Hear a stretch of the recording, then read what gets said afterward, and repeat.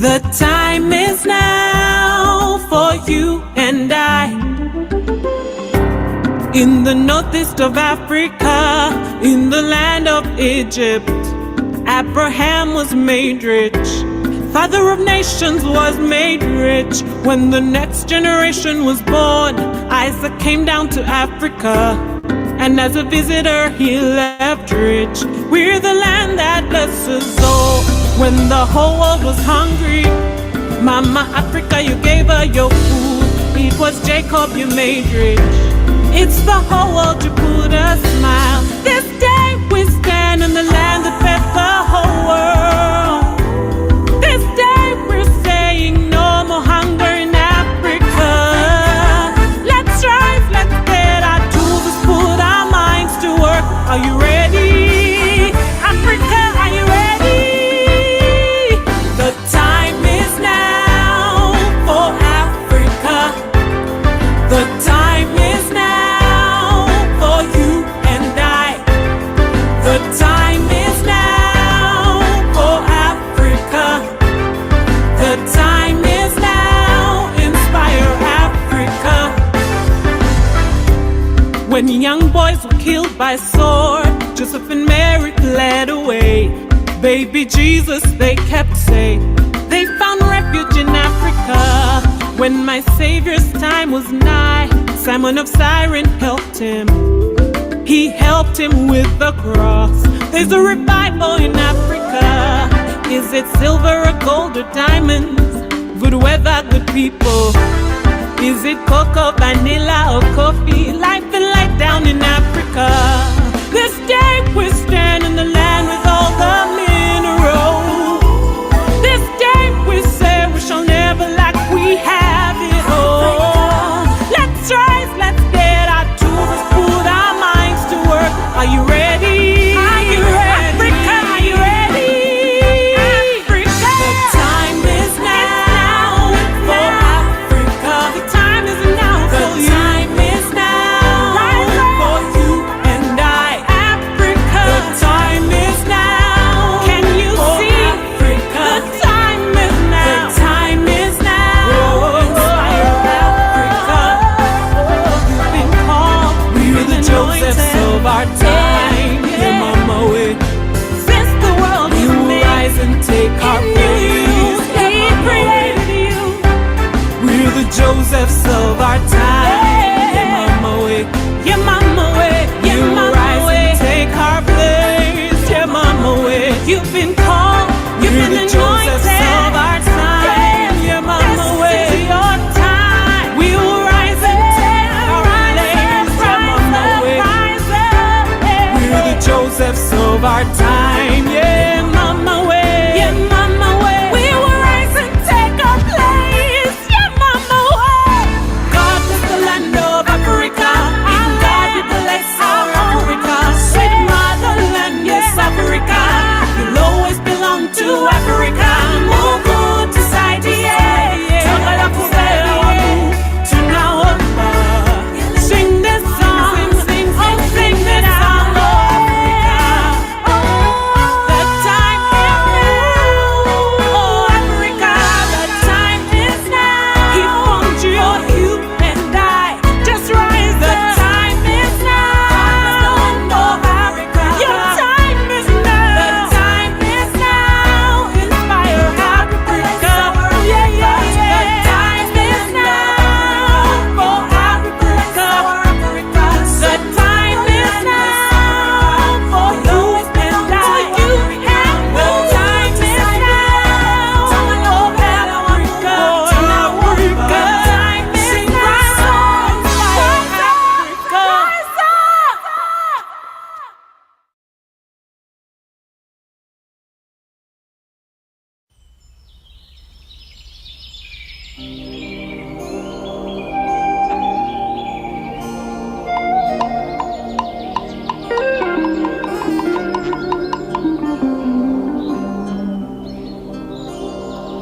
Rise up, rise up, Africa, rise. Africa, rise. Hey. been hard, your past's been hard. I know you're bitter, you let it linger.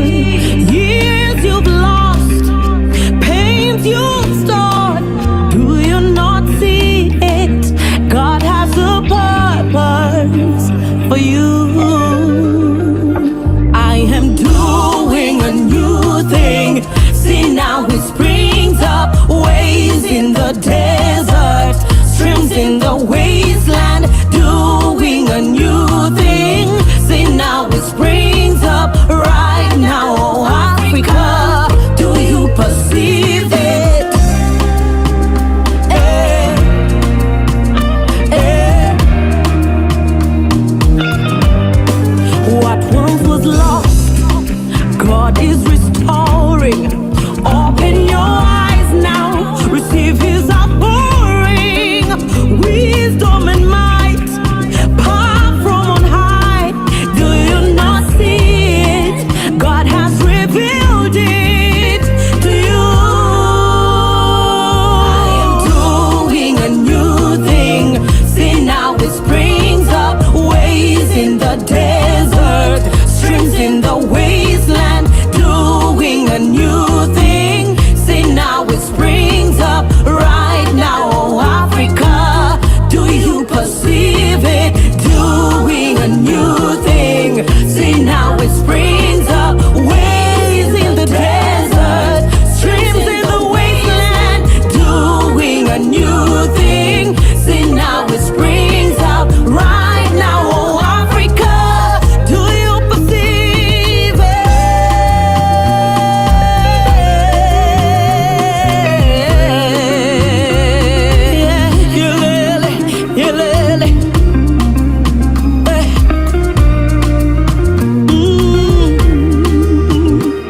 He says, I know the plans I have for you, to give you hope, to prosper you, restore you, get ready, rise up, declares the Lord. I know the plans I have for you, to give you hope, to prosper you, restore you, get ready, rise up, declares the Lord. I know the plans I have for you, to prosper you, restore you, get ready, rise up, declares the Lord. Your maker, declares the Lord. Your savior, declares the Lord. Your helper, defender, strong tower in time of need, Africa.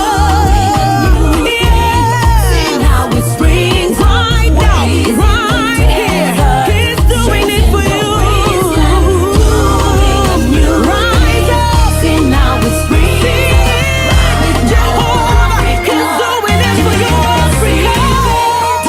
Doing a new thing. Do you see it? It springs up, waves in the desert, streams in the wasteland, doing a new thing. See now it springs up right now, oh Africa. Perceive it. Yeah, come on.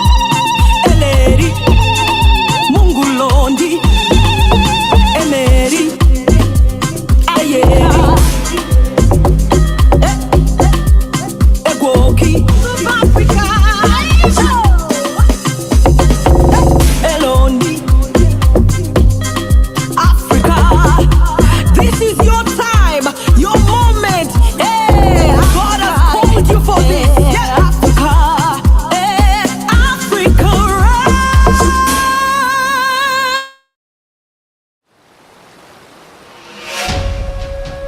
The world is sinking, but Africa is rising. It's time for Africa to turn the tide of political conflict, economic uncertainty, and moral decadence. The time is now for Africa to arise and rebuild. Inspire E-Conference 2023 will give you the tools and strategies to be part of Africa's rebuild. Join us online this August from Monday the 7th to Saturday the 12th from 7 p.m. to 9:30 p.m. East African time as we gather the brightest minds across the continent to discuss the rebuilding of Africa. Book your slot today and be part of the movement that will change Africa forever. Africa, arise and build.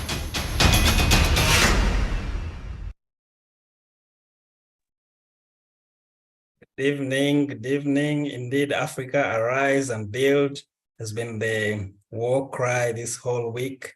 I hope you have arisen and ready to build. Thank you for joining us. I'm Emmanuel Usanga, connecting from Johannesburg, South Africa.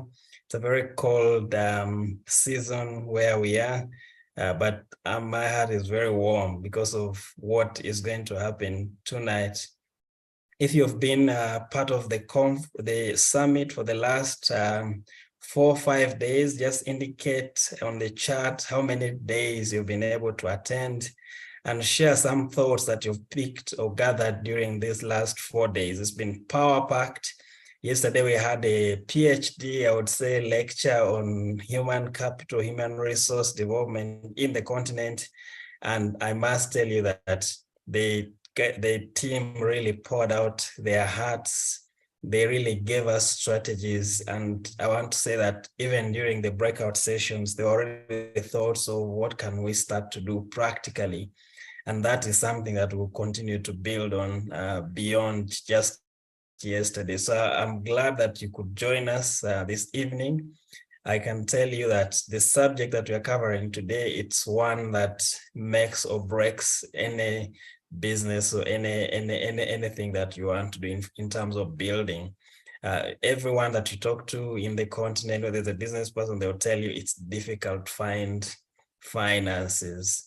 We know that our governments have to go and borrow expensive debts. So tonight is going to be really around how do we find the resourcing or the funding of finances that are required to rebuild this continent. We've really lined up a strong experts to be able to talk to this subject, and you'll be really enlightened, and your eyes will be open to the possibilities that are there within this continent. The resources that we have, how do we harness those resources? I would really be happy if you could invite your friend, colleagues, to be part of this revolution. You will definitely be blessed tonight. And my role is very simple, is to open for us in prayer, and then I will invite our moderator for tonight. So let's humble ourselves and just commit this before the Lord. Father, we thank you for you desire that we should be good stewards of resources that you have put in our hands. Lord, we are confident. We know that your word says that indeed gold and silver and the earth and its fullness thereof belongs to you. Lord, you're not limited by resources, but Lord, we require revelation to access these resources. Lord, I pray that even as we discuss this subject, revelation, illumination will come, that we'll be able to know what to do as the sons of Issachar. Lord, I pray that for those that you've asked to lead us this evening, I pray that you'll empower them, Lord, that you'll give them utterances that are beyond just their capacity, just their thinking, their thoughts, but will be thoughts of heaven. They will draw from your resources in heaven to be able to give and feed us this evening. Lord, we thank you. We ask that you lift them up even as we listen. Lord, I pray that you'll open our ears, open our spiritual eyes to see what you have in store for us. We thank you and we bless you in Jesus' mighty name. Amen. Amen. If you agree with me, just type amen on the chat. But my honor on behalf of our dear President Paul Wafula and the Board of Trustees and the leadership of Inspire, my task is very simple and is to introduce our moderator tonight, Lillian. We normally joke that Lillian's CPA, as she's finance by design. And she was telling us just before the call, before we started in the back room, that there are two things that fascinate her or that make her tick, that is finances and flowers. She's an investor when it comes to flowers. So those two things are Lillian's best subjects, if I may call it. So Lillian, you're welcome. I don't know if you're able to activate your video. Yes, you are. And your audio is loud and clear. Welcome, and I'm happy to give the space, yield the space to you and as you lead us tonight. Thank you very much for accepting to lead us. As always, we are privileged to have you with all your experience in this subject area to lead us tonight. Welcome. Thank you very much, Emmanuel. Thank you very much. A warm greeting from all of you, our listeners and viewers from wherever you are. Warm greetings from the Pearl of Africa. It's warm here in the Pearl of Africa. I'm hearing it's cold in South Africa, so we send some warmth from Uganda to you. So our dear listeners, maybe you just type in the chat where you're logging in from this, I was going to say this evening, but it might not be evening where you are. So where are you logging in from? Tell us. Yes, so we have Florence listening from the USA, Illinois. Thank you for logging in. Yes, just type in the chat where you're logging in from so that we can know who we have here with us. Yes, so we have Joel, of course, from Uganda, and many other people logging in from different, I think as Monday or during the week, we had people who, we had like 35 countries. Joy from Tel Aviv, Emily from Kenya, Jairus Mutebi from Kasangati, Richard from Nairobi, Deborah from Uganda, Percy from Harare, Zimbabwe, and we have Peter from Uganda. Wow, it's coming in fast and furious. Daphne from South Africa. And we have David Asimwe from Dar es Salaam, and lots of people from the Pearl of Africa, I can see. Yes, you're warmly welcome. Thank you. This is the 5th day of our summit, the Inspire E-Conference. And it's been 5 days, 5 power-packed days. And if you've logged in today for the first time, don't worry. We've had recordings that are there for you to catch up on the days that you could have missed. But for our audience who've been there since Monday, kindly just help us to be on the same page. What were your takeaways from Monday, Tuesday, Wednesday, Thursday?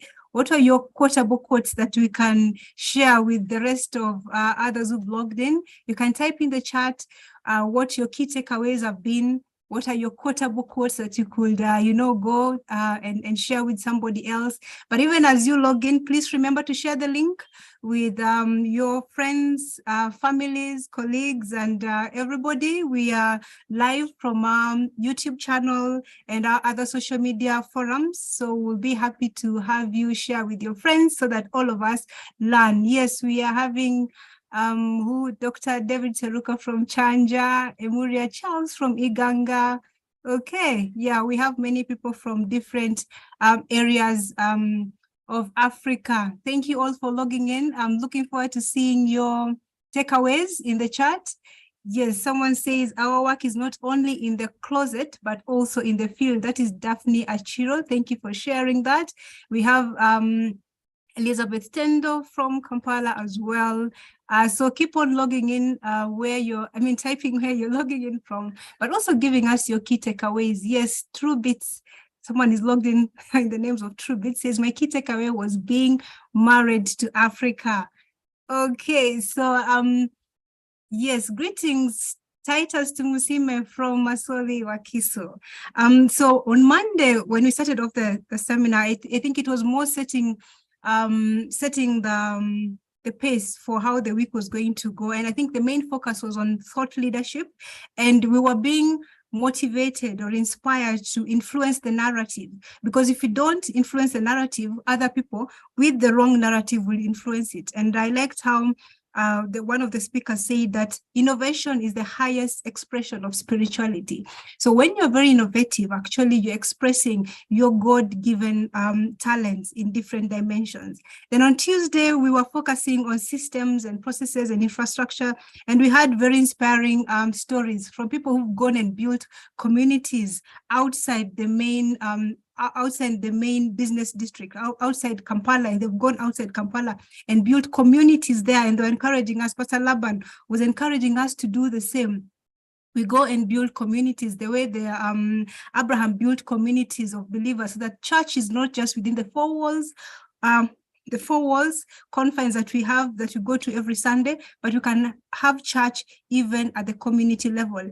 And of course, we had Reverend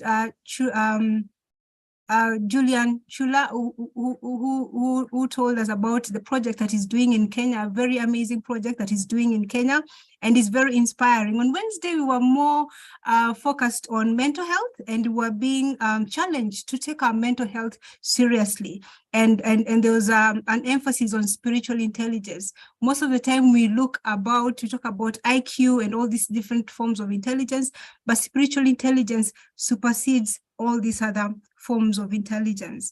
Yesterday, Thursday, it was an emphasis on HR, human capital.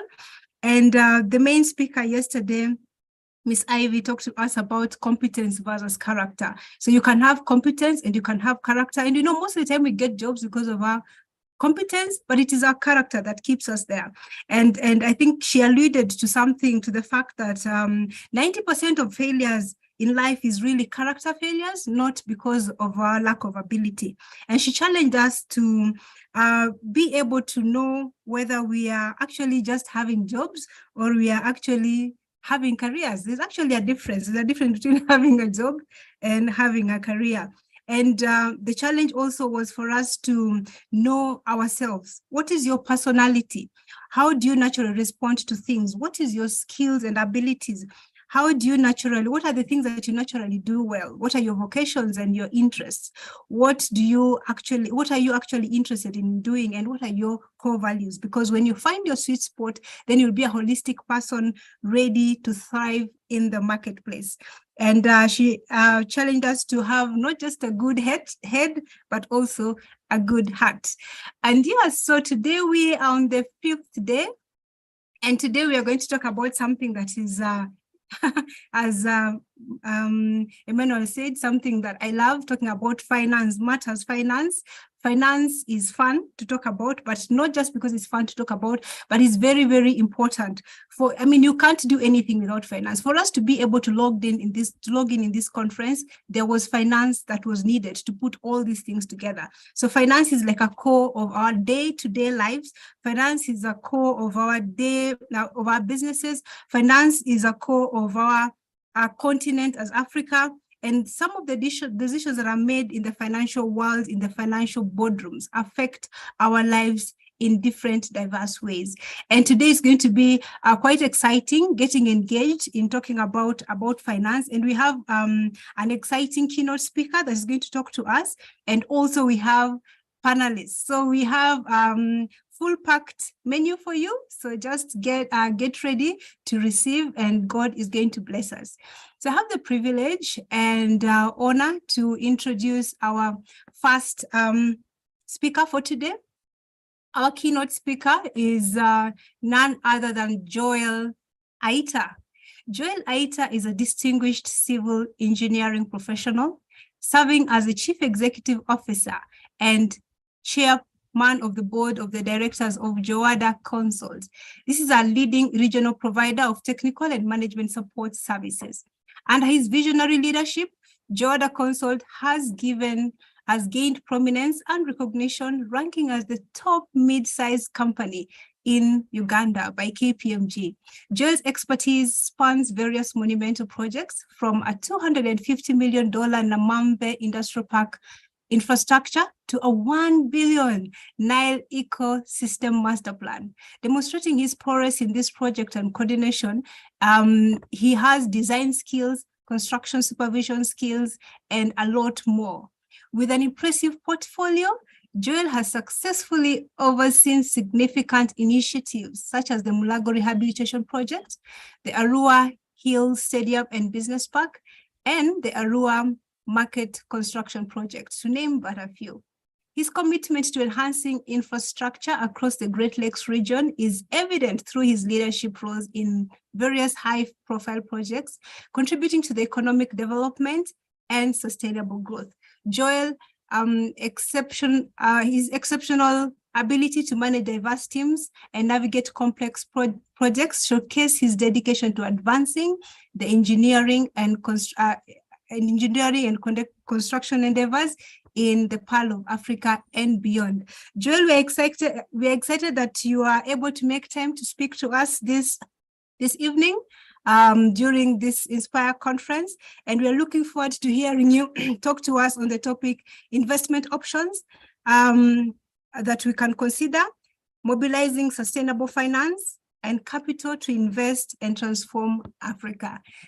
The floor is yours, Joel. Thank you. Thank you, Lillian. Thank you, Lillian, for the introduction. And ladies and gentlemen, I'm very glad to be with you guys in Inspire Africa, Arise and Build. I think there is a wave going across Africa, which wave is in a very positive way.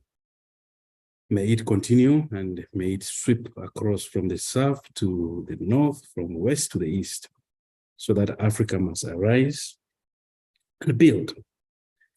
Yeah, we have been given a very interesting topic: mobilizing sustainable finance and capital to invest and transform Africa. Capital to build your own house, capital to build a mini factory, capital to build a school, capital to build a hotel, whatever you need, capital. Many of our youth, many of our people, they will say, I have this idea, but I lack the capital.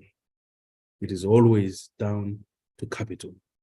So what are the sustainable ways through which you can be able to raise this capital or raise this financing? So that is the topic for today. I have, in the next 40 minutes, I'm going to be taking you through some interesting ideas, which I believe could become very sustainable for investments by raising capital. This interesting idea is totally different from our known ways of raising finance and capital. The known ways of raising finance and capital is more through the banks. But I'm sure you will agree with me that many times the banks speak a lot of English. They speak a lot of English. You go there, everyone is speaking. You sign here, sign there, sign here. By the time you are on your 20th day, you have given up. You have run away because they're now asking you for security, which security you may not have. So many times, many of our people, they really find it very difficult to raise finance and capital in Africa. Even though you manage to raise the money from the bank, you'll find many times the interest rate is 25%, 30%. In some countries, it is even more than 35%. To be sincere, you're charging me 30%, even 25%. That is my profit. So as a result, it becomes very difficult for many people to mobilize financing or capital in Africa to develop and transform Africa. But today we'll look at something else. And you'll allow me to share the screen. I hope we are able to see the screen. Lillian, are you able to see the screen? Yes, we're able to see the screen. Okay, yes, perfect. thank you for So putting it on today screen. we're going to talk about something called the stone soup model. Maybe before we talk about that a little bit, I will say something a little bit about myself. I am currently the chairman for the Council of Moni University. It's a university based in Arua. It's a university owned by government. I also chair a football club called Arua Hill Sports Club. It is a football club based in West Nile, but it's in the Uganda Premier League. Last season, we actually finished top 4 in our second year in the Premier League. We are called giant killers. We like hitting the big boys in town here, especially when they go to play in Arua. They normally don't survive us. We want to continue with that this season. I also chair another company called Development Infrastructure. Here we do mostly construction. And newly formed a company called Jawada Design Institute. And our main mother company is called Jawada Consult. Jawada Consult is an infrastructure consultancy company we set up in 2007, and we do infrastructure consulting across sub-Saharan Africa. We are now currently in 7 countries, and hopefully by next year we'll be in 10 countries doing large-scale infrastructure projects. Yeah, so that is my little family, 5 kids and my wife, 2 boys and 3 girls. That is one of the projects we have completed. That is the specialized maternal and neonatal hospital in Mulago. We just completed 5 universities in Malawi, funded by African Development Bank. These are some road projects we've done across the region. We are doing currently a project in Mozambique. It's a housing project on 400 acres in Maputo. We've done Yumbe and Kayunga Hospital. Those are completed projects. That is Yumbe Hospital. That is the general ward. That's in the private ward. That's the general ward. And we've done Arua Market. It's a 4,000 seater market. And that is also inside some of the hospitals we have completed. Those are some of the key dignitaries who have met. Now, I know men don't like to cook, but today we're going to talk about stone soup. How are we going to cook stone soup? I'm sure somebody is asking, stone soup, what is that? So today we're going to teach men and women how to cook stone soup. And by the time we're done with the recipe, everyone here is going to be full. So get ready with your pens and understand how we are going to cook this stone soup. Now, this stone soup is about a story of a wise old man who one day decided to go on a journey. So he packed his small bag, said goodbye to his wife, and set off. He traveled all day without meeting anyone. When it was evening, he came to a small village. I think I'll stop here for the night, he said to himself. Near the center of the village, he met a group of people. So he introduced himself. I am a simple traveler, he said, looking for a safe place to sleep and a hot meal. We'd be glad to offer you a place to sleep, the villagers told him. But we have very little food. Our crops were very poor this year, and there is not much to eat in the whole village. Most of us are just barely getting by. I'm sorry to hear that, the old man said. So he said, don't worry about feeding me. I already have everything I need. In fact, I was thinking of making stone soup to share with all of you. Stone soup? The villagers asked. What is that? We've never heard of stone soup. Oh, it's wonderful, said the old man. Best soup ever tasted. If you bring me a soup pot and some water, I'll make some for all of us. And so the villagers rushed back to their homes. When they returned, one was carrying a large soup pot, another had wood for a fire, and others brought water. When the fire was going and the water had begun to boil, the old man took out a small silk pouch.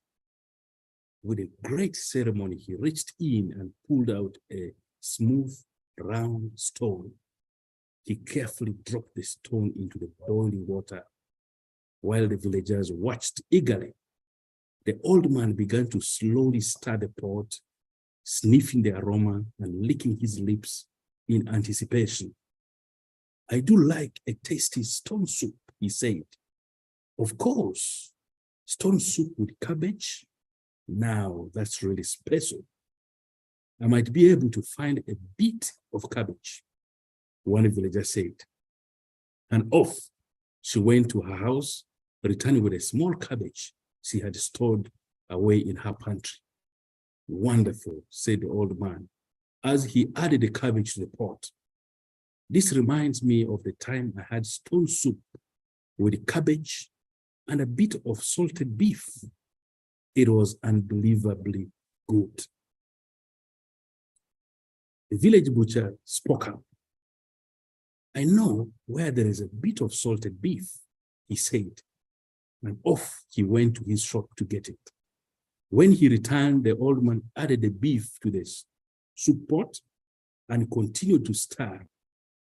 Can you imagine what this soup would taste like if we had a bit of onion and perhaps a few potatoes and a carrot or two and some mushrooms?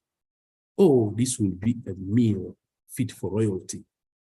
And before he knew it, the soup pot was filled to the brim with cabbages, vegetables of all kinds, carrots, potatoes, mushrooms, and onions, turnips and green beans, beets and celery, all brought by the men and women and the children of the village. Not only that, but the village baker came out with some fresh bread and butter. And as the soup simmered slowly over the fire, the wonderful aroma began to waft over the villagers. And they began to relax and talk together, sharing songs and stories and jokes. When the soup was finally done, the old man ladled it out into bowls, and they all shared a delicious meal together. There was more than enough for everyone to eat their fill. Afterward, they all declared that it was the best soup they had ever tasted. The mayor of the village pulled the old man aside and quietly offered him a great deal of money for the magic stone, but the old man refused to sell it. The next morning, he woke early and packed up his belongings. As he was leaving the village, he passed by a group of children playing at the side of the road. He handed the youngest one of the silk pouch containing the stone, and he whispered, "It was not the stone that performed the magic. It was all of us together." It was not the stone that performed the magic. It was all of us together. Now, we're done with the stone soup. I hope you have tasted it. Now, these village people, they were sleeping hungry. They didn't have food. But this old man came with his magic, with his style, and managed to mobilize resources. Some children brought onions, some brought firewood, others brought matchbox, one brought a huge stone pot, another brought, everyone was bringing something small, and it was entering. And at the end of it all, it ended up making a huge soup, which the villagers confessed was the most delicious they had ever tasted. Now, that is the power of stone soup. That is the power of the community coming together, putting money to invest. You may put very small money, but you will be part of a bigger project. You may put very, very small, but you will be part of a bigger project. Now, there is a project we have done. We're calling it the Stone Soup Project. And I'm going to play, first of all, the design, and I will later on play what we now have on ground. Now, what you see here in front of you is a design of what we call Arua Hill Sports and Business Park. It's once it is done, it's going to be a 20,000-seater stadium designed according to the CAF specifications, meaning it can be able to host any international game. And it has 150 shops and showrooms. It has 3 hotels. It has 1 hospital. It has 30 apartments. And it has 3 bars. And it has a nightclub. It has a stadium. I mean, it has a supermarket and all that. So what you're seeing here, first, these are 30 apartments. These apartments are 3 bedrooms, 2 bedrooms, and 1 bedroom. And they are soundproof. because behind is the stadium. And the idea is you can sit in your sitting room and open the windows and watch the match. If you don't want to watch, you close it. No noise will disturb you. And then the next one is a hotel, but on the ground floor is a gold refinery. Because we're next to Congo, we needed to have a gold refinery. And then here we have the banks and another hotel on the last floor, a budget hotel on the last floor. And then we've created a green park where people can be able to sit and relax. So the green park, our idea is just people will be able to sit here and relax as they're doing nothing. Or they can chat, or they can have their meetings and whatever. So that is the green park. And across it, we have the golf course, the West Nile Golf Course. And along here, what you see is the Kampala Road, or we call it Pakwach Road. And these are the shops, the 150 shops in the facility. And what you're seeing above on the last floor there, we have a nightclub. It's going to be the biggest nightclub in West Nile. And that is the entrance, the main entrance to the stadium. Altogether, there are 4 entrances to the stadium. And then under this blue glass, we have a supermarket. And we have another bigger hotel here, but we have changed this hotel into a 60-bed hospital. So this hotel has been changed into a 60-bed hospital. And inside is now our stadium. So the project is now around 70% done. By the time it will be completed, it will cost around 70 billion Ugandan shillings. But you'll be very surprised to hear that 0 bank loan has been picked in this project. 0 bank loan. Now, what did we do? Our interest in this project was to build a stadium. But the land was very, very prime. And then secondly, we looked at a stadium like Nambole. We said, Nambole is a dead stadium. What happens when there's no football? Nothing happens. So we said, okay, how about, since our land is very prime within town, how about we have our stadium and then we have businesses around it? When there's no football, businesses are going on. When there's football, businesses are going on. So we now came up with this design. However, we realized we could not get all the revenue ourselves. We could not mobilize all the money we needed to mobilize. So we said, okay, how about we go to the bank? So I went with my design, with the videos, we went, presented to the bank. Just as usual, the bank was speaking a lot of English for us. A lot of English. So we said, but now this one here, we're not gonna go far. So we decided to say, okay, our main aim here is the stadium. What if we sell off 50% of these businesses? We realized we'll be able to raise 100% of the money we need to do the whole project. So we said, okay, what if we sold now 30% because we could mobilize the remaining of the money? If we sold 30% of the businesses, we'll raise 60% of the money we need for the project. So we'll just be able to mobilize only 40%. So immediately, when we did that calculation, we said, okay, let's float this thing up. Little did I know, so people were interested in this land. So when they heard that the municipal had given us a 49-year lease, these guys went up in arms. They started making a lot of noise. For me, I like such noise because we need to sell 30% of these businesses to people. How are people going to know about this project if there is no noise? One option will be I'll have to go to the radio station. The radio station is going to charge me 2 million for a 1-hour talk show to talk to people about it.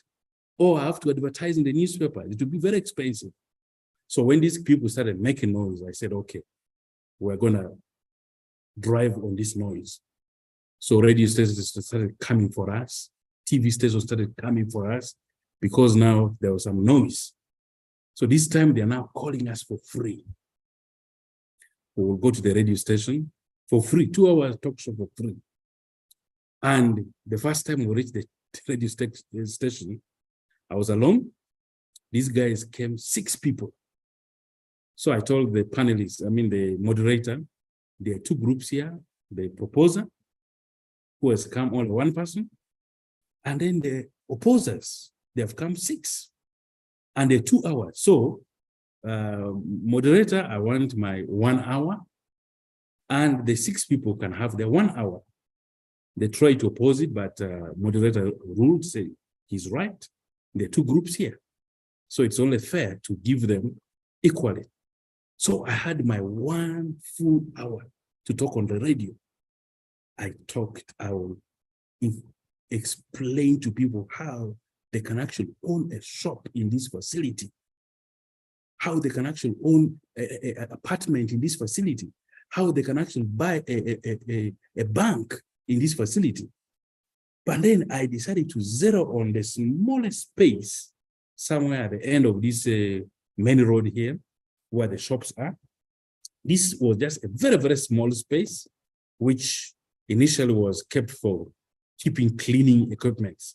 But we had 3 of them. So we decided to say, let's sell 1. Now, this small space was just 4 square meters. And we were selling it at 9 million, meaning at 9 million, you will be able to own that shop.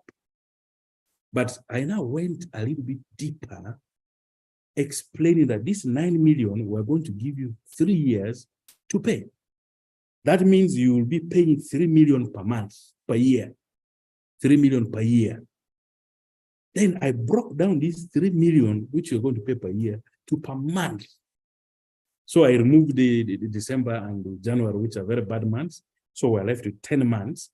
So 3 million divided by 10 came to 300,000. So now, when you talk about 300,000, you are increasing the number of people who can afford.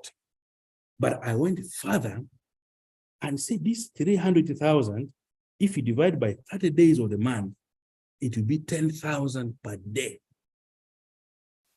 Now, there people started making phone calls, because now so many of them now could relate that I think I can afford 10,000 per day.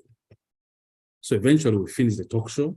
So many people understood how this project is going to run. They understood that they can actually own something in that facility by just paying 10,000 shillings per day. So I left the radio station after the end of the talk show.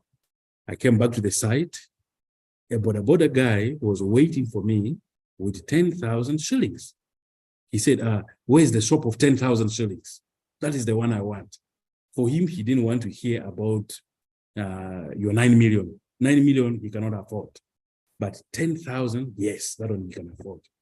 This guy was my most, up to now, he's the best client for us. He actually finished within 3 years. He had finished making his payment. And immediately when he pulled his 10 million, I picked it up and we registered him for that shop. But we told him, you keep this money, don't come every day. Drop this money in your box for 30 days. And then this is the bank account. You go and put it in the bank. Immediately, so many other people came. We will be in office up to 10 at night. People coming to book. Now, those ones, we will charge them. You pay 20%, and then the 80% will give you 3 years to pay. Within 2 months, we had sold off all the 30% of the shops we wanted to sell to locals, to local people in Arua, not even the who and who's of Arua, the local people, because they now understood that they can actually be able to be part of this by paying money in little bits. So COVID came in, but it affected us a little bit. We're now around 70%. But when you go to Arua, this is part of the project you'll be able to see. This is where majority of the people had bought their space. So we made sure we concentrated mostly there. so that we can hand them over quickly and they start making their money. When you see behind there, those are the apartments. We are now at the roofing stage. Those are the apartments at the roofing stage. The hotel, which we want to convert to a hospital, we still have one more floor. Is that one you can be able to see there? And then the rest, this part where the banks are, where the gold refinery hotel is, those parts we have now roofed them. So generally, we're now around 70%. And once we're done with the frame, the buildings will now go inside to be done by with the stadium. So that is what you're seeing. And I always like to say that this is the most biggest infrastructure north of Kawempe. You go from north of Kawempe up to all the parts of northern Uganda, you will find this as the biggest infrastructure being built there with zero bank loan and owned by the indigenous people, 99% indigenous people. And for me, I like it because no bank loan, indigenous people, not people who are coming from somewhere maybe with a lot of money, not even the indigenous people with a lot of money, no. The people we got were just basic people you not even know in Arua city. Now, that is how Stone Soup has been able to build this. And with the Stone Soup, some people own like this gate you see in front of, behind the truck. This gate you see behind the truck. That room there, it's quite a very large room. I think the lady bought it over 300 million. It's owned by a lady. Interestingly, over 50% of the facilities here were actually owned by ladies. It was the ladies who bought them. So that particular one, that gate, that door you see behind the truck, behind the trailer, that one is the biggest shop on the ground floor here, owned by a lady. So that is what Stone Soup can be able to do. This front part you see, this L you're seeing here, we are targeting within the next 2 months to hand it over, especially to the owners. 60% of the facilities here are owned by the people, this front part. Ours are mostly behind the part, but we have some few facilities also in front here. So in the next 2 months, we want to hand them over because we still have close to around 4 billion for the people to pay us. And this 4 billion, we will now be able to put it behind to finish also the behind part. Now, with this project, a lot of interest has come on board. All the cities of Uganda, they have visited this project because each time they go to Minister of Local Government tells them, go and see the Arua model. They now call it the Arua model. Go and see the Arua model. So Gulu has visited us, Mbarara has visited us, Hoima has visited us, Jinja has visited us, Mbale has visited us, Soroti has visited us, Kabale, our recent one, they came from Kabale, a delegation of over 40 people. They visited us from Kabale. So all these, they have come. They want to come and learn the Stone Soup model, how they can use it to build. It can be used to build a business park like this. It can be used to build a hotel. It can be, you can put up a 200-bed hotel and you sell the rooms to individual people. It can be used to put up a small-scale factory or industrial park where people use Stone Soup to be able to build it. It can be able to used for housing, where you can be able to build, put up estates, where you can be able to put up estates. So that is how Stone Soup can be used to mobilize. But the most important thing is trust. You must have trust in place. 2, you must be able to have a plan, a master plan, which people are able to see and say, okay, this is how the project is going to look like. Now with that, you'll be able to mobilize a lot of resources. Our first 1 month, we mobilized close to around 5 billion. First 2 months, we were able to mobilize close to around 5 billion to be able to put in this project. That is the 20%.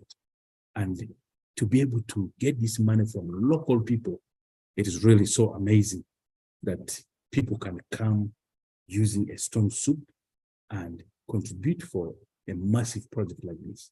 Now, without government actually borrowing any single coin, this could be stadiums set up across the country. We could be able to set up 10 stadiums like this across the country. It may not be us alone. You guys here can be able to mobilize and say, oh, for me, I come from Kabale. Why don't I do the one of Kabale? Another one will say, I come from Hoima. Why don't I come from Hoima?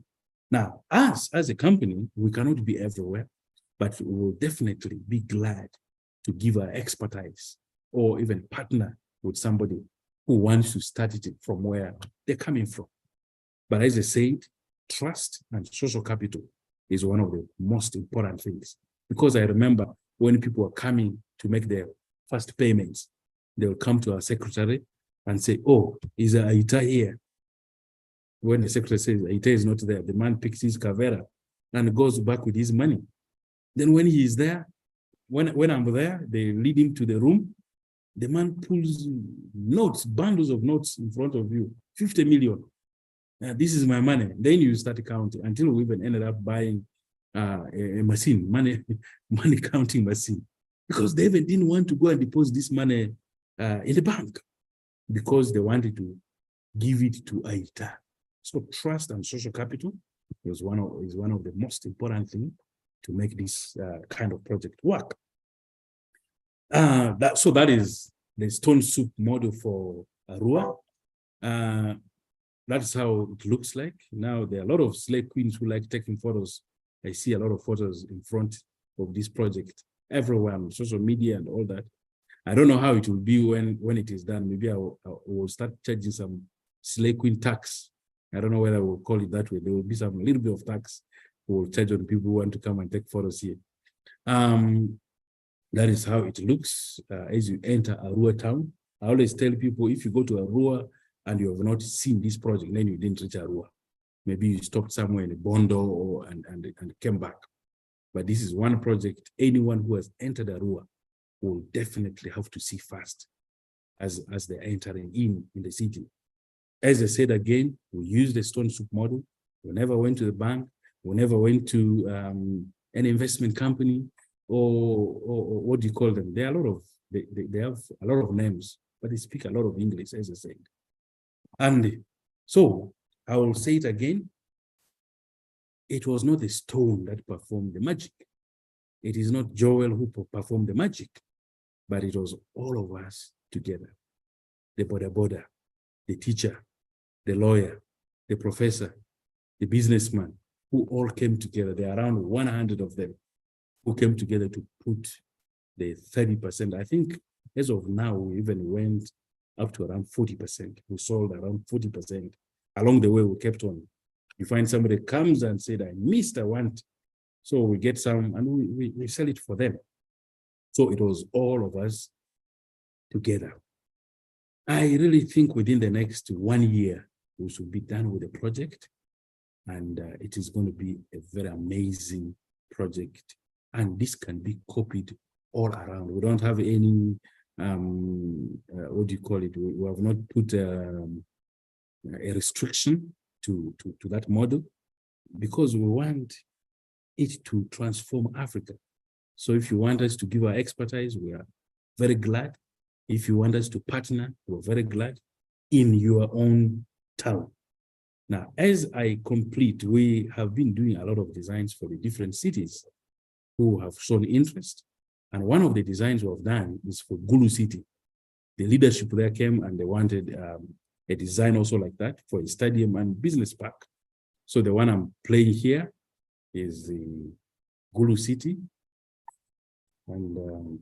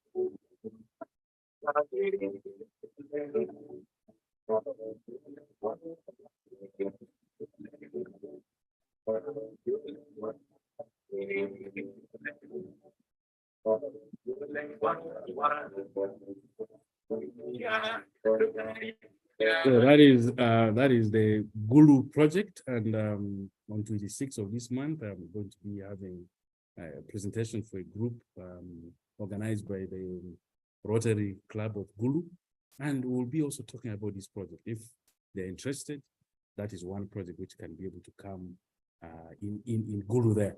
So, like I said, with that stone soup model, you can be able to roll it across Uganda, and we put these massive infrastructure projects without necessarily going to the bank and picking a bank loan. No, that one we have not done it for this particular project of Arua. And we really think this model can be adopted for anything.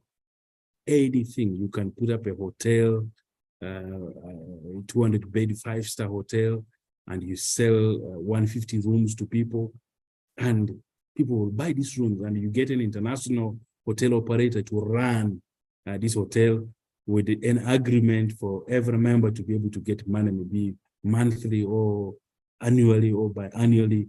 And with that, you can put a 5-star hotel. You can put a factory. You can put whatever kind of projects you can be able to put to mobilize resources in a sustainable way. Now, before I conclude, I wanted to show you something a little bit as like an advert. We started a school in Entebbe called Jawada Design Institute. You can be able to note it down. We train design for anyone, even if you're not a designer, you're able to learn design. So I thought those who are interested to come and learn how to do designs, that website down there is for you, jdi.ac.ug. You can check that. And besides that, design will also talk about entrepreneurship. We'll also talk about what we call design thinking. It is something which will blow up your mind. And our students who are coming out of there, they are not going to look for jobs. They're going to look for, to set up their own companies. And also, a lot of my mind, I've put it in this book called An Entrepreneur's Mind. The reviews about this book is amazing. So many people have started their own companies with this book. And we are only charging 50,000. There's that number down there, 0782 933 854. 0782-933-854. You can use that number to call to order this book in case you want to start your own company, or you're fearing to start a company, or you start a company and you want to expand it. Or you can order the book through my personal website, www.joelaita.com. Now, to complete this presentation, because I have 5 more minutes, and I'm going to take you through a very simple story. And so as an entrepreneur, I will end these remarks here with any enduring lesson from Business Strategies. Sanders J. He's the CEO and founder of Entrepreneurial, which is a practical school for entrepreneurs. And he's also director of entrepreneurship development at Africa Trust Group. His lesson is encapsulated in a short story titled, "Are You Guarding a Concrete Slab?" The story goes, there was an army barracks that had on its duty roster 4 soldiers to guard it at all times, a concrete slab in front of the barracks. The soldiers changed shifts, guarding the slab for many years. Different commanders came and went, and the tradition continued. After many years, a new commander was assigned to the barracks. Amongst the things he did was asking why things were done the way they were. When he asked why soldiers were guarding the slab, he was told, "We've always done it this way. It is our tradition. Our former commanders instructed us to do that." The commander was adamant to find out why. So he went to the archives to look for answers. And he came across a document that had the explanation. And the document was very odd. It had instructions written by one of the retired commanders who had even passed away. The new commander learned that over 80 years ago, the barracks wanted to build a platform where their events could be performed. When the concrete slab was laid, wild animals walked over it at night before the slab would dry. The soldiers would fix it the next morning, but when evening came, the same thing will happen. So the commander ordered that 4 soldiers should guard the concrete slab for 3 weeks to allow it to dry. The following week, the commander was transferred to another post, and a new commander was brought in. The new commander found a routine and enforced it, and every commander that followed him did the same. 80 years later, the barracks continued guarding a concrete slab. We've always done it this way. It is our tradition. Inspire synergy. Are we guarding a concrete slab? Are we doing it our way and it has not worked? For over 500 years, Africa is doing it their way and the way is not working. Can we be able to change from guarding a concrete slab for 80 years and say, okay, we can be able to do this project using the stone soup model? Can we do that? I think I want to stop here. Thank you so much. Wow. Wow. I'm super inspired. Thank you very much, Joel Aita. This is very amazing. Indeed, the stone soup theory, so to speak, is, can gather. It's amazing, the power of collaboration, the power of inspiration to do something that is phenomenal like this. Thank you very much for sharing. If you have any questions, please post in the Q&A section so that Joel can be able to pick them and respond to them. So please, if you have questions, it's easy to pick them out from the Q&A question instead of putting them in the chat. So please put your questions in the Q&A section so that Joel can be able to attend to them. So Joel, people are still wondering. I'm seeing Mbabazi Charlotte Mbabazi is asking, how do you share your values? How do these people win your trust? I mean, for people to trust you, the border guy is waiting there with this 10K to give to give you.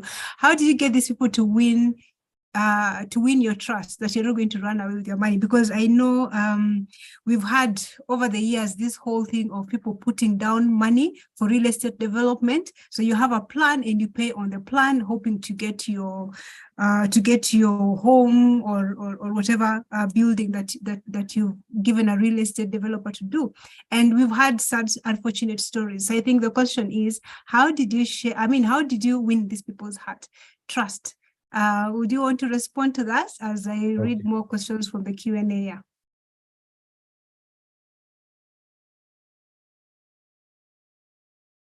Okay, yeah. How did you be able to win the trust? Now, I will want to say that trust is built over time. Social capital is built over time. Now, I'm quite sure if we had started this project in Gulu or Mbarara, we would have failed because nobody would have known us there. But we started it in Arua, where at the same time we were actually working on an African Development Bank project, funded project, that is the market. And the market was coming, so the people knew these are the people of the market.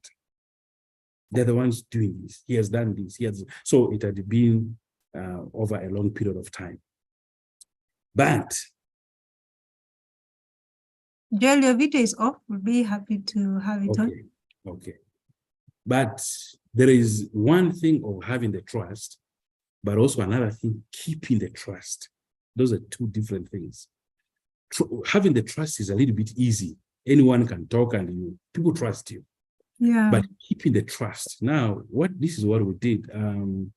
We put all the members in a WhatsApp group, and every Monday, I will write what we intend to do that week. Now, we want to do this lab, we want to do this, we want to do this for this week. Then by Saturday, I will go take photos. I take photos and load it on the WhatsApp group and explain to people. Oh, on Monday we had said we will do 20 columns, but we were able to do 15 because it rained on Friday, but we're going to mobilize it on Monday. I mean, next week we'll put more effort. So then we'll do that throughout the month. And then at the last Saturday of the month, we now invite them, we'll call them landlords. We invite the landlords to come for inspection. So they will come around, they move all the site, they're able to see where the money is going.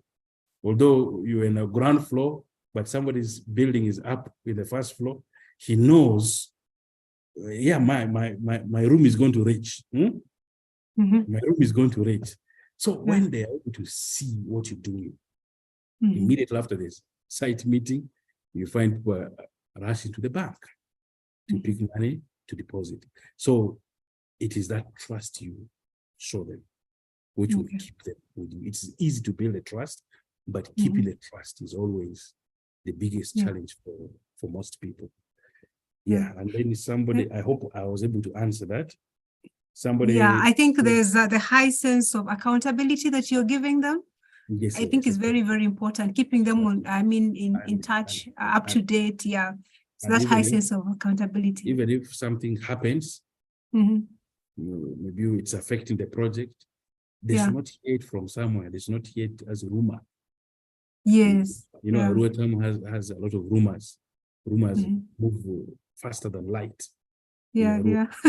So make sure you move faster than light, faster than the rumor.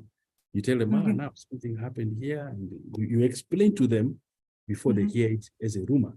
Now they're able to learn it. Yeah. Okay. So Joel, there's you see now in terms of ownership of property, so if you're not owning the whole thing with its land title, so there's the one that we know commonly is the condominium Exactly. rule. Yeah. So someone is asking, this is an anonymous attendee, is asking, Joel, this is a great model. I joined late, but what is the legal basis for ownership stake in this project? Now, as you mentioned, these are condominium properties. We have one big title. It's a lease title for 49 years. And then out of those titles, we'll now break down condominium titles. So people own condominium titles. But before the condominium titles, we had agreements with each person. There was a signed agreement. As soon as you pay the 20%, we'll give you the signed agreement. Now, once we're done, we will now have the condominium titles. If you want to sell your property, you will sell it. It is yours. Okay. If you want to go and borrow a bank loan with it, you will go with the condominium title and borrow the bank loan. Okay. If the bank sells it, the bank is not selling the whole project. The bank is selling your just your title. Yes. Yeah, that is interesting. Yeah. So most of the time people start when they hear like now, I believe all of us are inspired to come with our 10,000 and look for you in Arua. But how did you, Joseph Kibuka is asking, how do you enforce the discipline to ensure that the investors do not default on their monthly contribution? It's one thing to get people excited about a project, but for them to keep that momentum for the period of commitment, I think that's quite a, yes, definitely there is the aspect of defaulting. There are people who defaulted, especially during the COVID lockdown. The first and second lockdown, there was a lot of defaults. But we had also our money, so we kept on working. Throughout the lockdown for us, we were working. Then there are those who completely fail to really make payments. We tried to avoid not to kick them out ourselves, but you'll find there were, I think, around 3 people. One had a job with UN and he lost that job. And he came to us and he says, now I cannot afford, I don't have a job. Please, can you get for me a buyer who can buy it? Or can you buy it off from us? So such people, I think there were around 3 of them.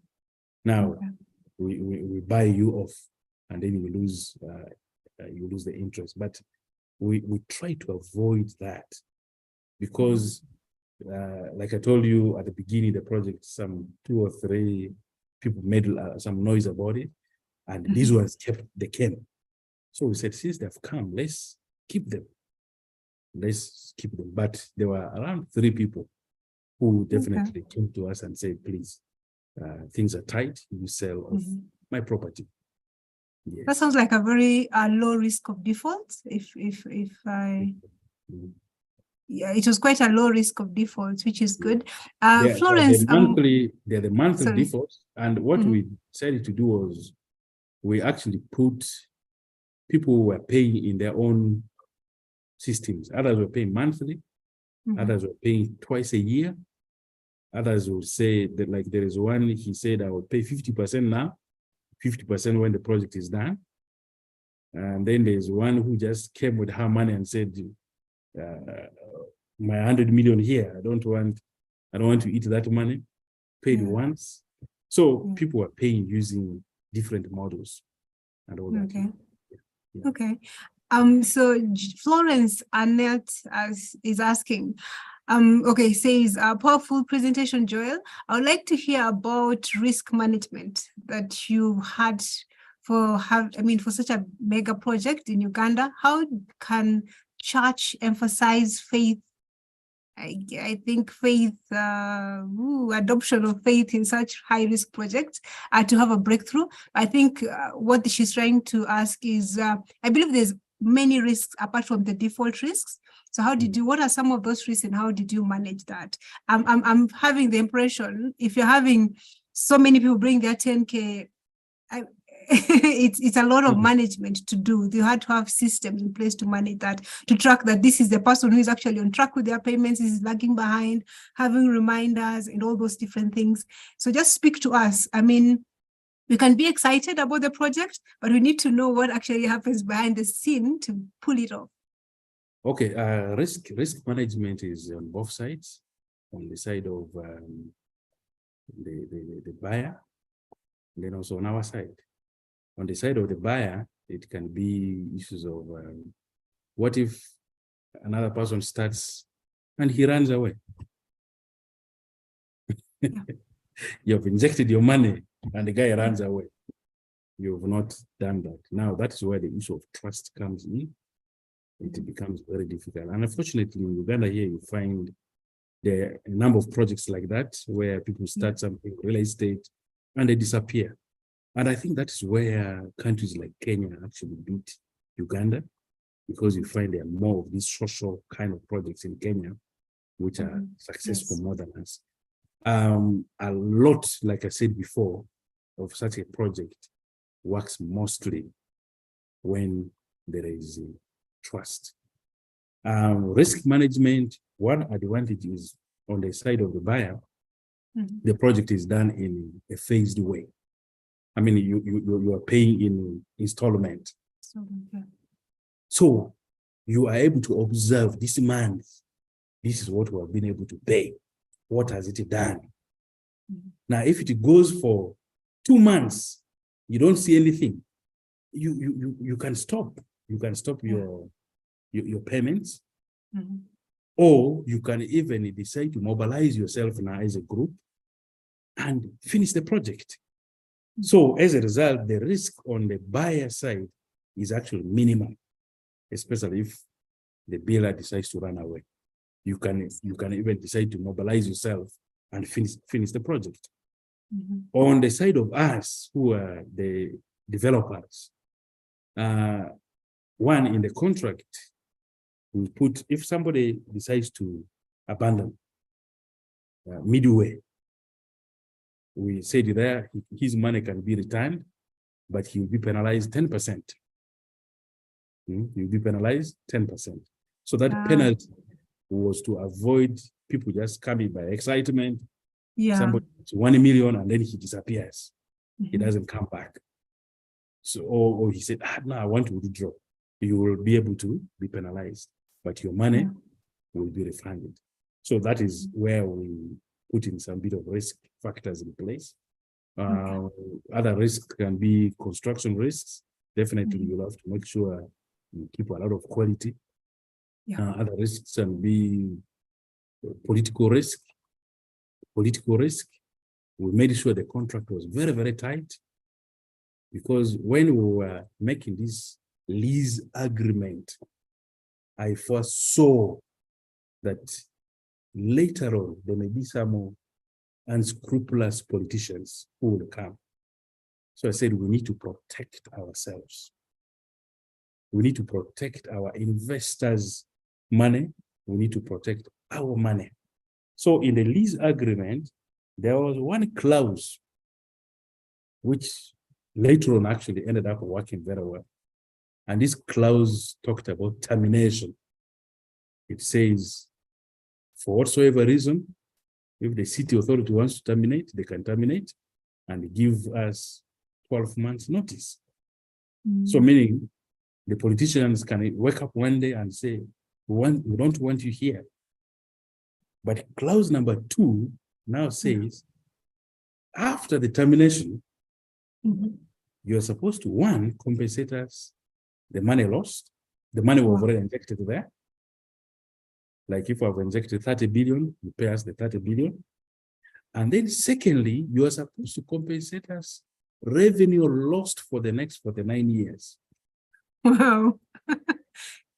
So 2 years down the road, new politicians came in, they took over the office. They said, but now, why don't you kick out this guy? So I went for the meeting, sat there, made my presentation, and I told them, actually, you can terminate. So when we calculated the revenue lost for the next 49 years and what we have already injected in, it was coming to 850 billion. Wow. So I told the politicians, please, can you terminate this contract now? Since you wanted to terminate. I mean, why should I wait for 49 years to make 850 billion with my investors Yeah. when you can give us now. Mhm. When they saw that provision, you should have seen how everyone took off. They no It's longer a very talk. clever one. And Yeah. so that is another risk management thing we made sure was there in the agreement. That agreement protects us. And I was telling them, please, you write, terminate this project. I'll be the happiest. So that is Yeah. another You have your risk. return on investment. Yeah. Now, as I Interesting, yeah. speak now, the 150 shops, we have so far received over 400 people who want to rent that facility. 400 people have already given their contacts. They've booked, but they're not booking with money. And then we are now going to, in the next 2 months, we're now going to connect them to the owners of these properties. And some owners want to use it themselves. Some owners want to rent it out. So those who want to rent it out, they can meet with them. And with our calculation, you'll have a 6-year payback period. So within 6 years, you'll be able to get back your money. But remember, you have 49 years. So for the next at least 40 years, you will be making profit. And also in our agreement, we have put there will be there are some bylaws. We have some bylaws to be followed there, like monthly contribution for cleaning, for lighting, for security. There's a monthly contribution every landlord is going to be making in that area. So there's a very compact documentation for that project. Yes. That's very nice. You've mentioned so the break even for the investment is 6 years if you bought. What is the industry average of breaking even in the real estate sector, so that someone can compare? If it is apartments, it can go for 10 to 12 years. Wow, so that's good. Yeah, that's 10 to 12 years. If it is commercial, it can be like 9 to 10 years. Yeah, something like that. Oh, that's very good. So good people, you can keep bringing your questions in the Q&A section. In the chat, there's lots of chat, so it might be skipped, but put it in there. There's a Q&A tab. Please put in your questions there. There's one from Trubit. Trubit is saying, Mr. Joel, thank you so much. I am leading a family wealth creation initiative program. How could you advise me? We want also to be able to do the stone soup approach. Okay. How would you advise Trubits? Yes, Trubits, what you have started is actually very good, family wealth creation. We will be very glad to advise you. Maybe what we could do is we could find some time to meet and have a more detailed discussion, because over here, it may not be a very detailed advice, but we could meet and we see how we have a more detailed discussion. I'll be able to put my number on the group here, so you can be able to send me a WhatsApp. Most WhatsApp is better. Too many phone calls. So I'll put my number on the group here, and then also my email, so that in case you want any advice, we can be able to sit down and have a detailed discussion. So I've put my details there. Yeah, so you can be able to send me email or WhatsApp. And then somebody asked about details about the school. The school we are starting from senior 4. We're starting from senior 4. The fees is 3 million, and it's for 6 months. And then after the end of the 6 months, you are given a certificate, certified by Directorate of Industrial Training, and you get a certificate as a architectural draft designer and all that. The 3 million, we have always made sure that by the end of the 6 months, the students have actually recovered their money, because we normally give them clients to design for them 3-bedroom houses, 4-bedroom houses, some storage buildings. So yeah, that is what happens here. for the students. Yeah. Okay, thank you very much, Joel. There's one more question. Does the company from Beatrice Okilan, does the company manage the property for the landlords after completion or of the project, or will you hand over to the owners? Okay, since there are more than 60% of the property is going to be owned by us and 40% is going to be owned by the owners, we have agreed with the members, we're going to create a management group, and then we'll create a management company. This management company is going to be the one to manage the whole property. It will also manage for us the stadium, because the stadium, the biggest management is on the stadium. And so we'll have a management company, but the landlords will have a committee which will be enforcing the day-to-day management. Yes, the program is flexible, especially students either for holidays, they can come for holidays, or they can come for weekends. We just finished training for, especially for these international students who are for holidays, summer holidays right now. Some have joined us here. Then for the Ugandan syllabus, they can come either weekends or over the, they can come over the holidays. That we can be able to, yeah. Okay, Joel, the last question, the rest I think you'll answer in the Q&A section. There's Samson Wandera is asking, what is the basis upon which we can challenge the status quo as needed African leaders to build Africa? I hope it's clear. What is the basis upon which we can challenge the status quo as needed? I think maybe by African leaders to build Africa. I think that's, you know, I think we need to take up some of these things in our hands. We need to take up some of these things in our hands and start doing them. In West Nile, we've been crying about Injikuru Stadium for I don't know how many years. Every election where it's part of our memorandum, we give to government. But for us, we decided to take it upon our hands. So I think one of the things we need to do is ask me and you, what can we be able to do? Me and you, what can we be able to do? If we can ask that question and answer it, I think that is where Africa's transformation is going to begin. But if we think our solution is politicians always, then we're really definitely going to be in very big trouble. Wow, well said. So this, sorry, continue. Yeah, so ask yourself in your area there, what can you be able to do?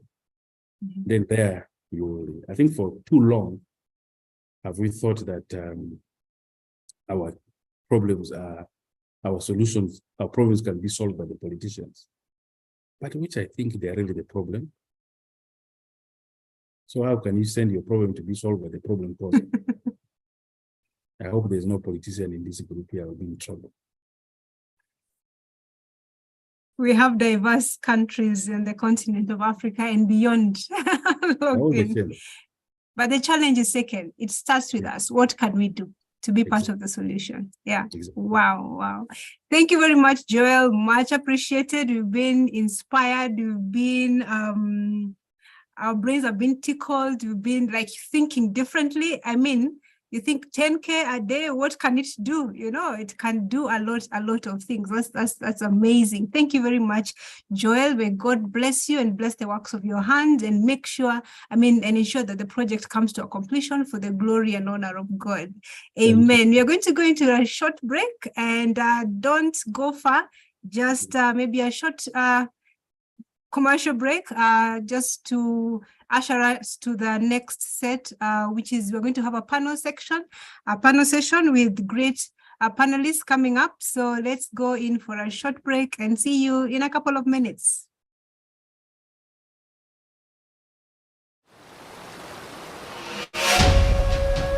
The world is sinking, but Africa is rising. It's time for Africa to turn the tide of political conflict, economic uncertainty, and moral decadence. The time is now for Africa to arise and rebuild. Inspire E-Conference 2023 will give you the tools and strategies to be part of Africa's rebuild. Join us online this August from Monday the 7th to Saturday the 12th from 7 p.m. to 9:30 p.m. East African Time as we gather the brightest minds across the continent to discuss the rebuilding of Africa.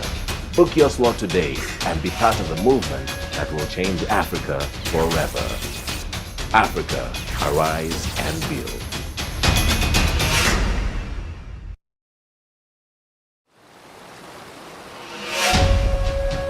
The world is sinking, but Africa is rising. It's time for Africa to turn the tide of political conflict, economic uncertainty, and moral decadence. The time is now for Africa to arise and rebuild. Inspire E-Conference 2023 will give you the tools and strategies to be part of Africa's rebuild. Join us online this August from Monday the 7th to Saturday the 12th from 7 p.m. to 9:30 p.m. East African Time as we gather the brightest minds across the continent to discuss the rebuilding of Africa. Book your slot today and be part of the movement that will change Africa forever. Africa, arise and build.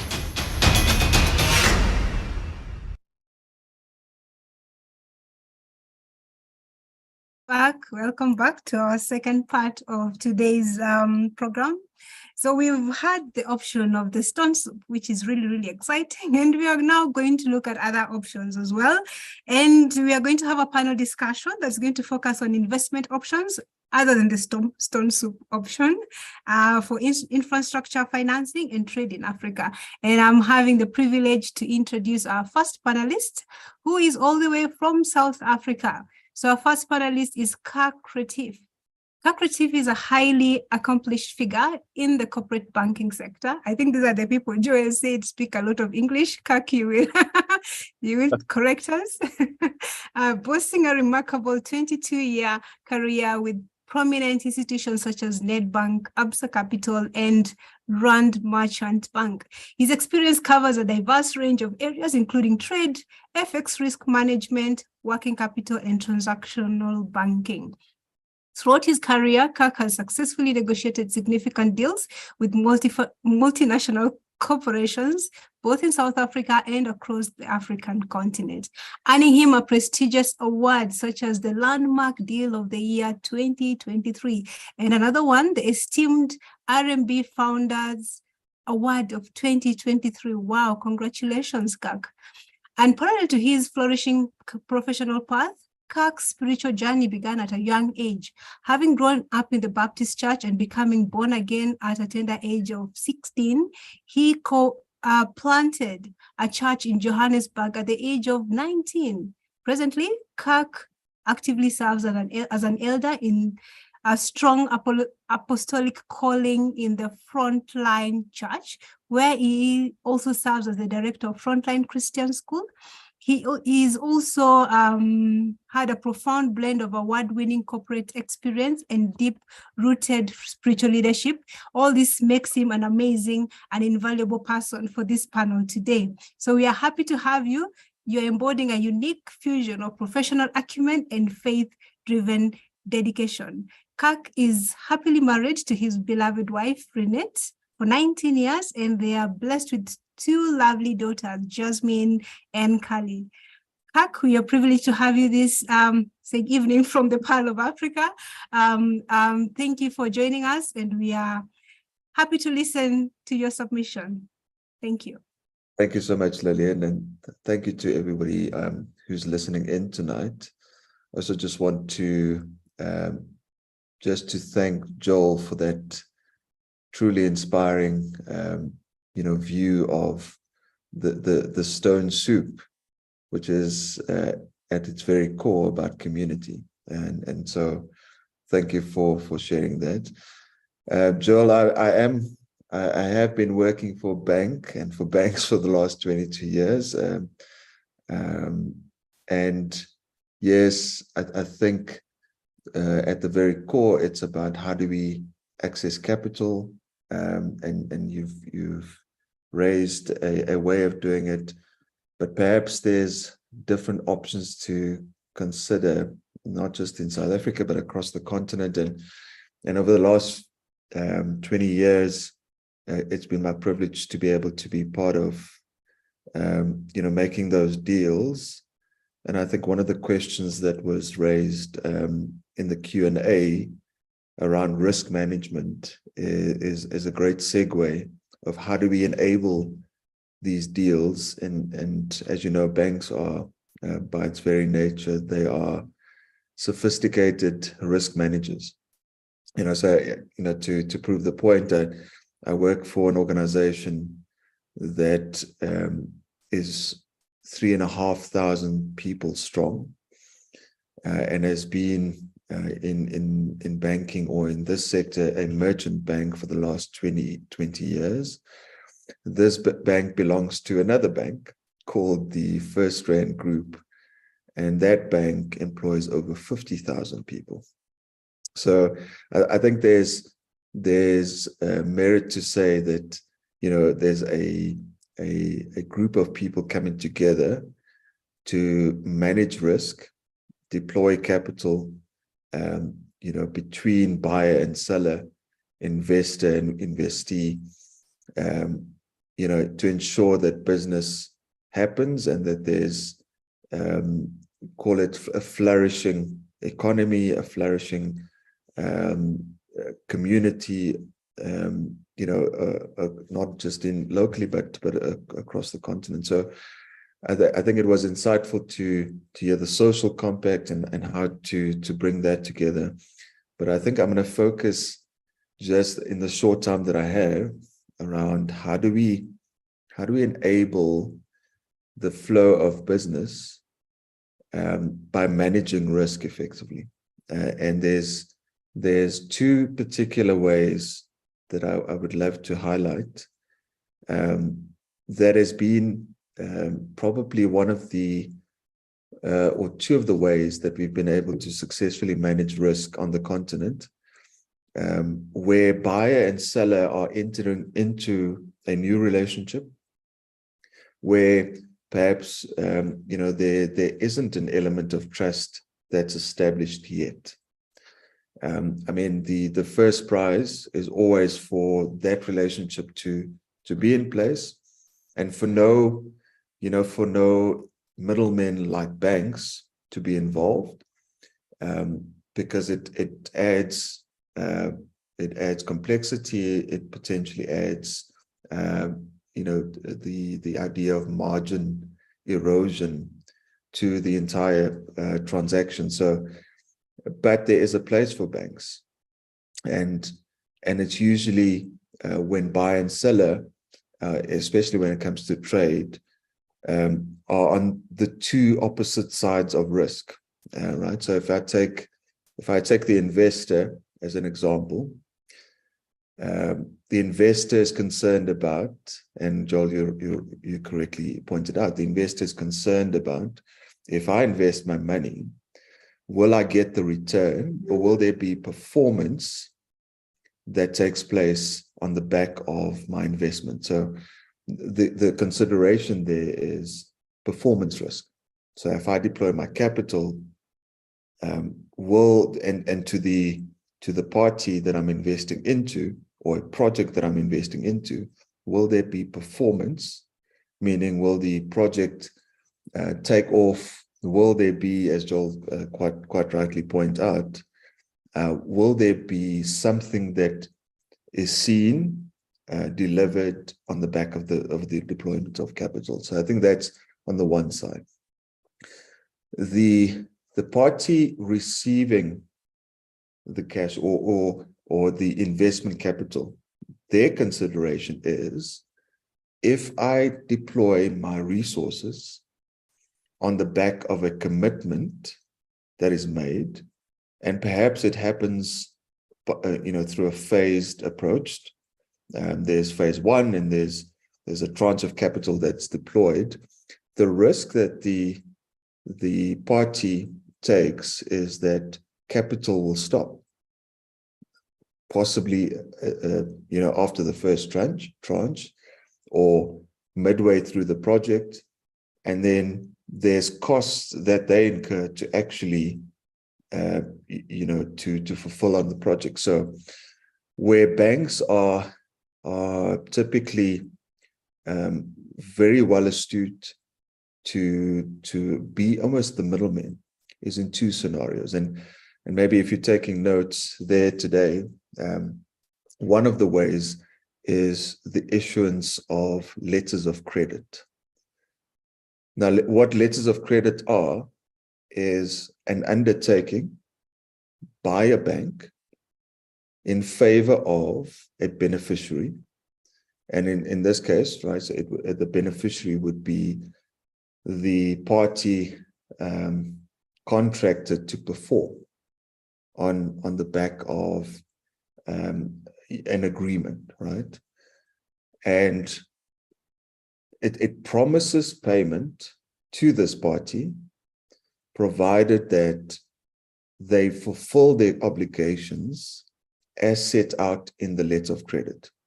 And how they do that is they have to produce documentation that proves to the bank that they fulfill their obligations under the contract. So, and we've structured deals like this on the continent, and it's not new to traders, it's not new to infrastructure developers, but perhaps it is something that is underestimated, undervalued, because you no longer have an undertaking from an investor, you have an undertaking from a bank to make good on a payment, provided that certain obligations are adhered to or fulfilled. What does that mean for the party receiving a letter of credit? It tells you a few things. It tells you that the investor was able to have their bank or a bank establish a letter of credit in your favor. That means that their credit worthiness is not in question. Right? So I think that's the first point. The second point is that a bank's risk is typically much lower than even a corporate investor. And that has to do with the unique position that a bank holds. It's the financier. It also it's often government backed. So its risk rating is much lower than that of a potential investor or a group of people coming together to invest in a particular project. What that gives the beneficiary of a letter of credit the ability to do is actually to extract value from a letter of credit before certain obligations are fulfilled. So if you are the beneficiary, you in receipt of a letter of credit, you can take that letter of credit to a bank of your choice or a bank that you are familiar with, that's familiar with you, and you can say, let's make an argument, for argument's sake, say Rand Merchant Bank has issued this letter of credit in favor of yourself. You can take that letter of credit to your bank and say, dear my bank, please take risk on Rand Merchant Bank, but pay me a portion of this letter of credit so that I can start my project. But your risk is Rand Merchant Bank. And because there's a difference in risk rating, the potential for receiving upfront cash and at a much lower rate is possible, but you're utilizing the banks to unlock capital that you would normally not have had access to. So again, maybe that's one way, and I'm more than happy. I'm just mindful of the time. I'm more than comfortable if anybody on this seminar tonight, or on the Zoom, would like to find out more about how to structure letters of credit, what they look like, the construct, how would you negotiate the terms under a letter of credit, what would a buyer and a seller be comfortable with where risk is concerned. But essentially, you have two parties and a bank in the middle that undertakes to pay, provided that certain obligations are fulfilled. So that's option number one. Option number two, if we can move on, and happy to take questions after this, but option number two revolves around escrow solutions. So very similar in concept and idea, but there's an escrow agreement in place between buyer and seller. The escrow holder or manager would typically be the bank.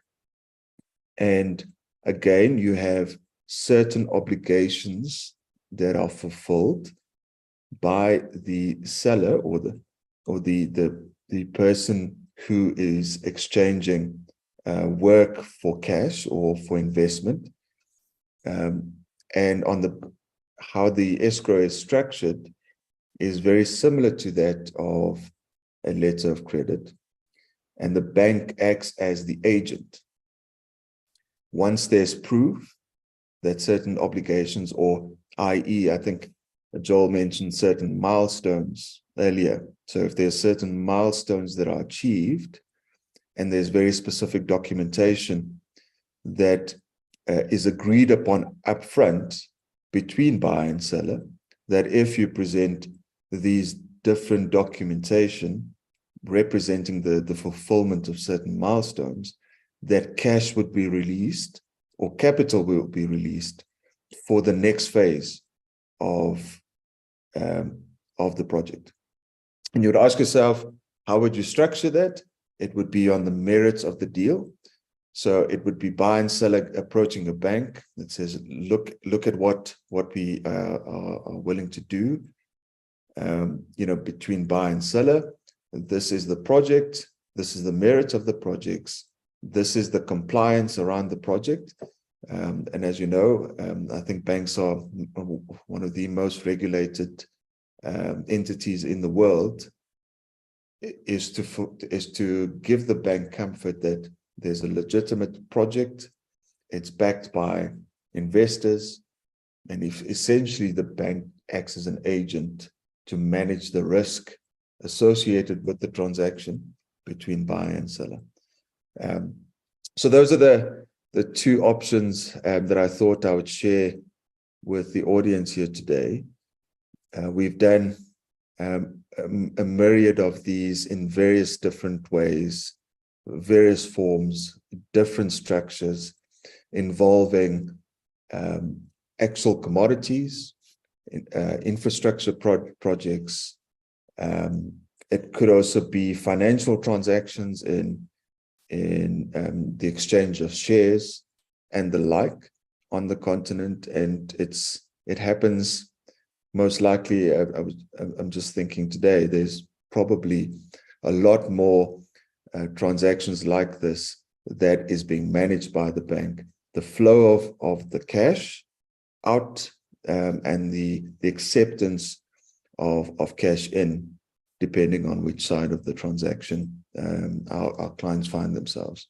So Lillian, I don't know if that gives the audience a bit of a sense of what some other options are. We've had the stone soup option, which I think is, from a social compact perspective, is absolutely first prize, right? I mean, you wouldn't want to load a transaction with more fees. And as you know, banks love, in exchange for the sophisticated system and risk management behind it, wouldn't do this for free. There would be a risk, a premium, an operational premium attached to it. But in the absence of trust between buyer and seller, here's two viable options to consider. And to raise or have a bank issue letters of credit, just from, if you think about collateral, putting up collateral, the requirement is much less than what it would be for an overdraft or a financial product like that. This is what is termed indirect credit facilities, meaning that the bank takes very little risk, actually, because as long as the buyer, is happy that there's a fulfillment of obligations, and the seller fulfills the obligations, that all the bank really is doing is managing the risks that are inherent in the transaction. I hope that gives a bit of clarity as to what those two options entail. Yes, they do. Thank you very much, Kirk. Very, very great insights indeed, as Florence Annette is saying. And if you have any questions, please put in on the Q&A section, and Kirk is going to respond to them. Kirk, when you're still online, I think from what I'm hearing, so the soup model, so to speak, is more like a crowdfunding, which looks like it will work well within a local setting. Like within people who know each other, there's a community around it. And then when you talk about the letters of credit and the escrow, I think it's more viable, feasible when you're involved with international transactions. Yeah. So because I've seen, so one of the places that I worked before, so we had to buy like big machinery. And so you don't want to release the money before you receive the machinery, because you don't know if they're going to send the real thing you've ordered for. But also the supplier is, I don't want to send my machinery across the seas, and then you default. So I think the letters of credit, at that time we used it too. So all of us were happy that so as we didn't have the money, it's with the bank, and the supplier is sure that when the product reaches in good condition, it's going to be released to them. So I think for international transaction, it really, really works well. So if we have questions, let's keep them coming, and we are going to have it answered. I think I'm seeing here anonymous attendee is asking, thank you for your presentation. Do banks compound interest? If so, why is I don't know why is it legal or is it illegal? I don't know if you've understood the question, Kirk. Yeah, I think there's obviously different jurisdictions, and there might be different rules for different countries as well, or central banks. So I think it would be important to understand the context. Which country are we referring to in particular? And just from a South African perspective, there are certain rules concerning interest for banks. Compound interest really is for capital that's being invested, and not necessarily for capital that is being deployed against a credit line. So that's just to bear in mind, and there's certain rules and frameworks that exist around that as to why that's permissible for investments versus the extension of credit. Okay, thank you very much, Kirk. Don't go away, just stay around. There's going to be more questions after the next panelist makes his presentation, and then we're going to open it more for panel discussions. And so stick around, and Joel is also still around, and we are going to get more questions coming on. Thank you very much, Kirk, for your presentation. So let's keep posting the questions on our Q&A section, so it's easy to pick them up so that you don't miss the questions, and also the speakers can be able to attend to them from there. Yes, so moving on, I'm happy to introduce to you our next panelist. Is my fellow ACCA and FCCA. We were having a joke the other time about the difference between FCCA and CPA. So our next panelist is David Wandera. He's a seasoned banker with a remarkable track record spanning 2 decades in the financial services sector. As the executive director and head of financial markets at Absa Bank Uganda Limited, he showcases his expertise and leadership in driving strategic financial initiatives. David's extensive journey includes pivotal roles at Stanbic Bank Uganda and Citibank Uganda with their financial markets departments. His illustrious career encompasses positions at prominent institutions like East African Development Bank, Bank of Uganda, and Deloitte and Touche Uganda. With academic achievements including a Master's of Science and International Finance from University of Leeds, UK, and a Bachelor of Commerce from Makerere University, David possesses a strong educational foundation. He's an esteemed fellow of the Association of Chartered Certified Public Accountants and a member of the Institute of Certified Public Accountants of Uganda. He's a CPA. His active involvement in advisory committees such as Investment Advisory Committee of the Petroleum Revenue Investment Reserve demonstrates his commitment to shaping Uganda's financial landscape. David, you're very welcome to give us yet more options of sourcing finances for our projects and building Africa. Over to you, David. Thank you, Lillian. Whilst I'm talking about investment options, I've stayed away from financing options, but you will get to see a bit of them in my presentation. Thank you so much. It's been quite an interesting presentation so far, session of Inspire. I met Joel last year in Arua when I visited him with some people for my management team, and it was quite an interesting testimony. And we became fans of Arua Hills, me and a couple of my colleagues whilst I was there. So Joel, thank you for your story. It's quite inspirational. As I think about investment options for Africa, I thought about so many things, and I was thinking, how do I put my thoughts into 15 minutes? And so I'm going to just share, and background really is about, because I figure demographic here is from people who have 0 years of experience, maybe in university, those who have 5, 10, 15, 20, and those who are retired. And so I was thinking, what would a person want to do when it comes to investment? And how do we shape Africa? Why Africa? What's the story about Africa? So I'm going to try and take a stab at this and trying to share part of the knowledge that I have. Please do not take this as investment advice. I would recommend that if you're taking proper investment advice or want proper investment advice before you start any investment, you seek that from a professional investment advisor. Let me know if you can see my screen.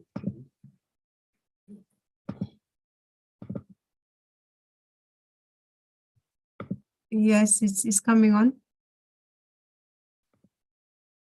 Yes, thank you. Great, opening thoughts. Deuteronomy 8:18 says, it's God who gives us the power to become rich. He does this and is still faithful today, like he was to our ancestors. So all wealth comes from God.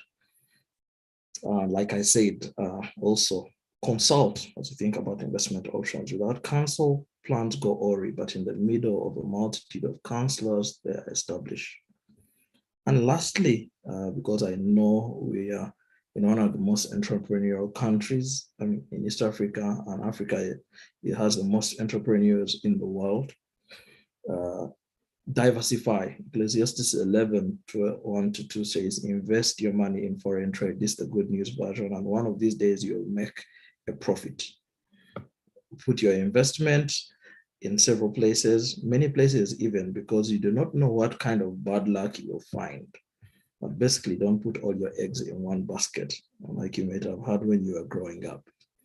So as I thought about Africa, what is the story when it comes to Africa? Africa's story has been changing, very many perceptions for Africa.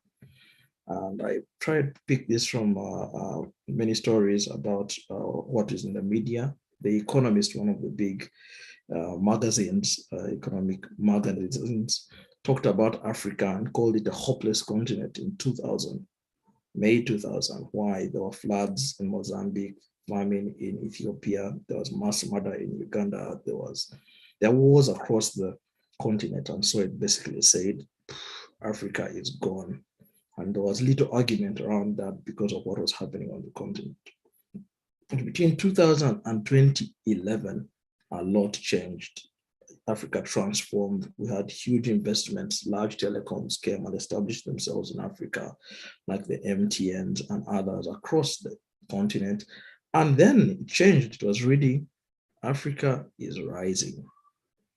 And then 3 years later, or 2 years later in March, they were saying, whoa, Africa is growing fast, with the highest economic growth rates at the time across the world, and a lot of things happening. Now Africa was aspiring, and everybody was thinking about coming to invest in Africa. In 2019, it became the new scramble for Africa. Why? Because everybody wanted to get a piece of the pie. And we have seen that happen with very many actors, the US, the UK, France, China. I think China is very aggressive so far in the last couple of years. So I just wanted to paint a picture when I was thinking about Africa and thinking, why Africa? And the IMF statistics basically put global growth for the world at 3.4 for last year, 2.8 for this year, next year at 3% growth. But if you look across the chart, you will see that Africa, or sub-Saharan Africa actually, is growing quite significantly, only following after emerging and developing Asia. Obviously, we know what's happening in Asia with the Asian tigers growing aggressively and the innovations. There's a lot we can learn from them. But basically, Africa presents good opportunity. So that's why I'm saying we need to be thinking about Africa, not just Uganda, Africa.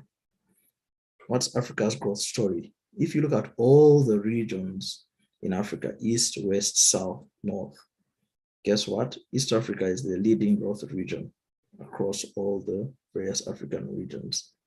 Right now, 2023, 5.1 projected growth, 2024, 5.8% GDP growth.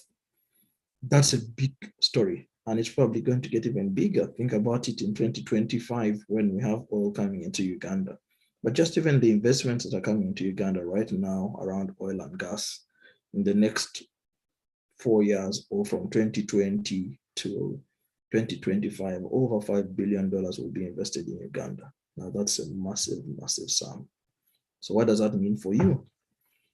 What are you learning? Where are you learning? Where are you playing? Where are you growing? Where are you building? Or what are you building? Question and thoughts for you to think about. Africa, what opportunities does it present? Why is Africa the place to be thinking about? One, we have vast natural resources, lots of minerals. We have a young and increasing population. We have about 17% of the world's population, growing really fast. The growth and the potential markets across Africa are growing quite fast.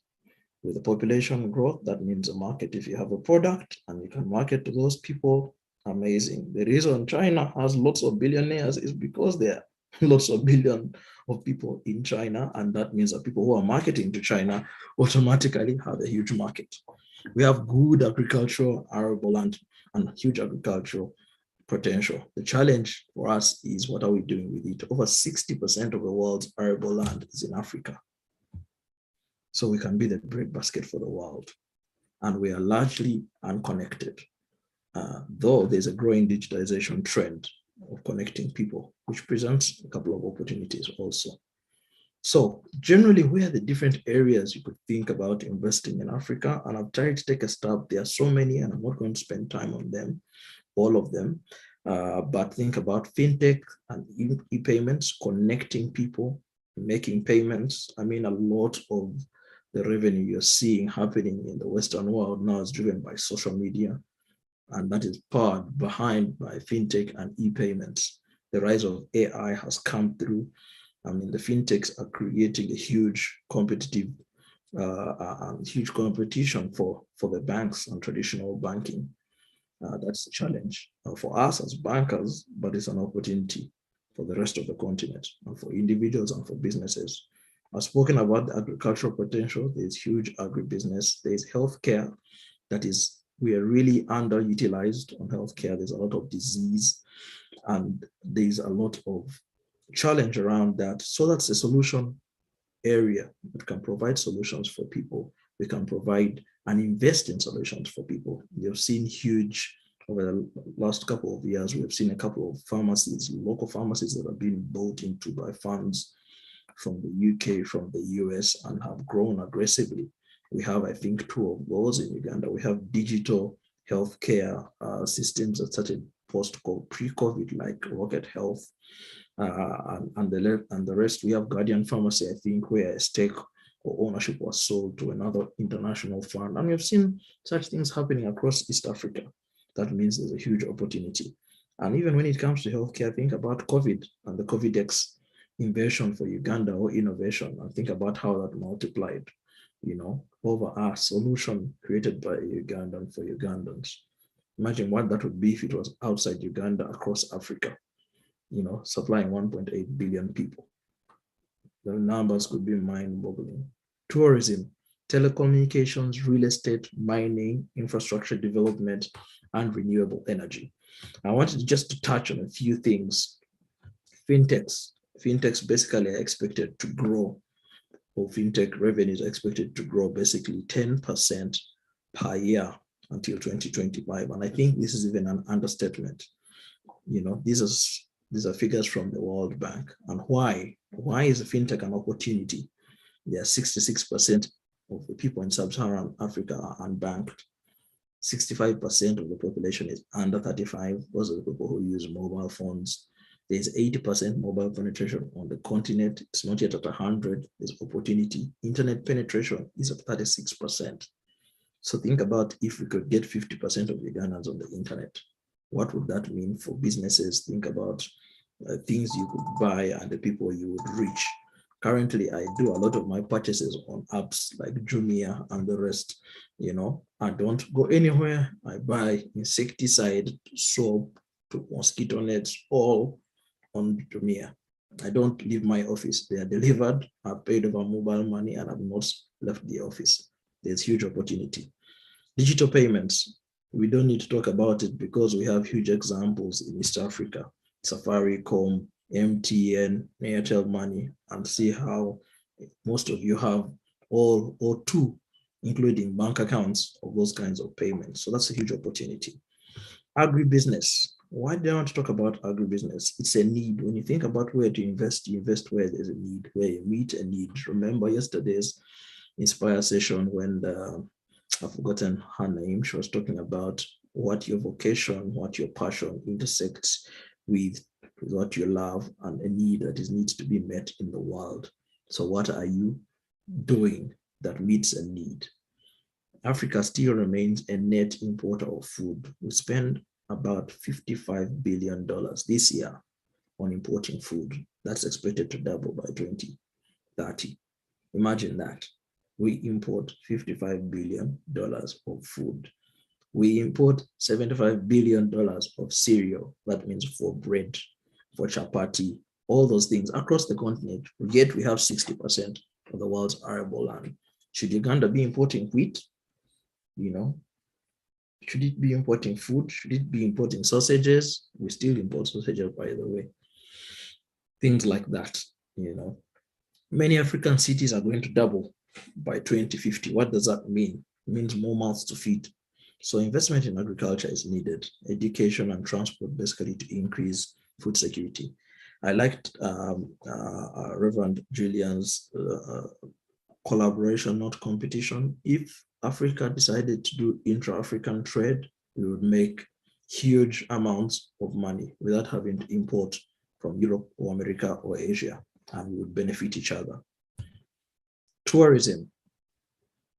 This is an example of the tourism value chain. and I could not get statistics for 2022, but it's a huge opportunity for Uganda. And it goes through all the way: transport, hospitality, hotels, lodges, restaurants. I know some of our members here own restaurants, utilities, water, manufacturing, furniture, textiles, agriculture. All those feed into the tourism value chain. In Uganda, last year we had 815,000 tourists coming into the country, and we made about $713 million from tourism. It's an opportunity. An average tourist spends about $1,700 in Uganda, if you thought about a place to invest. Growing workforce, fast and growing workforce. By 2050, almost 1 billion more, this is 800 million more people will be added to the workforce. What does that mean? People with more money to spend and more labor to be deployed. Where are we going to deploy them? Those people are the highest growing compared to the other regions in the world. So we are adding more to the workforce. We need to have jobs, we need people working. Yeah, that's an opportunity. That's a market. Increased internet usage also creates a market. Right now, the challenge is that if you look at this map of Africa, we are still mainly tied to the colonial legacy. Recently we have Uganda doing gold, but really our traditional export has been coffee, Kenya tea, and this is how it goes across the other countries. The highest or the most valuable export from the Congo is diamonds. Obviously, we know there are many others. So all those are creating what? Opportunities. But the question is, can we do more? Can we add value to our coffee? I liked it when the president said we should not export raw coffee. Why? Because agro-processing makes a huge difference. The maize farmer makes a very small percentage in the value chain compared to a miller who mills maize. The miller makes almost twice as much as the person who did what? Who grew the maize. But guess what? He didn't have to till. All he did is set up a mill and bought the maize and used some electricity and machinery and made double the profit that the maize farmer has grown. So we need to think about different things. Value adding. Back to financing. I said I'll touch a bit of this. What can Africa do? There are a couple of innovations that have happened across the continent to improve and provide access of finance to companies and individuals across the continent. In Kenya, we have a bond called the Akiba bond, which has been issued via mobile money. Why? Raise money from people. Obviously, if you have a mobile money account, that means you're in Kenya, only a Kenyan, and that means that you've contributed money that is going to be used by the government to build roads or for other government expenditure. But that money is raised from within. Many times we think we have to go out, and maybe we need to start rethinking that, especially when it starts challenging our values and our societal expectations and beliefs. How do we change that? In Tanzania, they issued the first gender bond ever. I think the first one to be done on the continent. It targeted raising finance for 2,000 women-owned SMEs. Why? Because 75% of women in Tanzania did not have access to finance. Maybe because they did not have knowledge or did not have collateral. That bond raised $32 million. There are diaspora bonds where residents of the country living outside of Africa or outside of that country actually send money back, and that money is used to do things in the country. Ethiopia has done that, plus a couple of other countries, but Ethiopia did it to finance a dam. So we actually can use the resources of Africa to finance Africa. Right now, probably to a limited extent because of the need that is required, but these are options that exist for us. Now, going down to you as an individual and why you'd want to invest and where you'd want to put your money. 4 factors basically influence where you'd want to invest. Risk. How much are you willing to lose? Are you risk averse or risk tolerant? This is a pivot, sorry, from where I was, but I just wanted to bring that home because I know there's a segment of people listening who would want to put their money somewhere and grow it. And whilst I've shown various places where to invest, it's important that you know the factors that influence why and what kind of investor you are. Return. Are you looking for higher return? Are you looking to be the one in the business, or are you willing to hire someone else to do the business for you? Higher return, remember, comes with higher risk. And what is your objective for investment? Are you looking to save money when you retire? Are you looking for extra income to make your life more comfortable? Are you saving for a vacation or something? What are you trying to do? That will determine the kind of investment that you're going to make. And lastly, how old are you? Being young is an advantage because you can take more risk. When you are older or closer to retirement age, you need to actively think about reducing your risk so that you don't get all your NSS savings, put them in a business and you lose all of them, but rather you put them in a place where they can be safe. Your smaller return, more regular, more consistent. May not be very high, but you will not lose your capital. Those are thoughts I wanted us to think about. And in here, I've also put what kind of investor profile. Are you very aggressive? I find that many Ugandans are optimistic, and as a result, they are very aggressive. They want to get 10 or 20% per month on an investment. Remember, those are investments which, whilst they may be there in many businesses, they carry significant risks. There are those who are very conservative who want to preserve your original money, and you're willing to take a lower return. But in understanding these variations of being very conservative, moderate, aggressive, and very aggressive, then you know what's the time horizon. If you're moderate on risk taking, you're willing to take a longer term compared to somebody who is very aggressive. You want to maximize your returns quickly, but you could also lose and potentially have higher losses. There's not enough time, and I figure this could take a while. I wanted to now go down to what investment options beyond doing business yourself. If you didn't have the time to do business yourself, where would you put your money? You could put it in a bond with the government, and the bond will give you a low return in Ugandan terms. Right now, the 10-year bond is at about 15%. That's 15% per year. That's what you would get before tax. The advantage is you will get your money without fail. The challenge is it might be lower than what you wanted to, but most times if you compare it to real estate, it will still beat real estate, because if you build a house for 100 million, it won't give you a monthly rate of 1 million shillings, which 1 million shillings will translate to about 15% per year.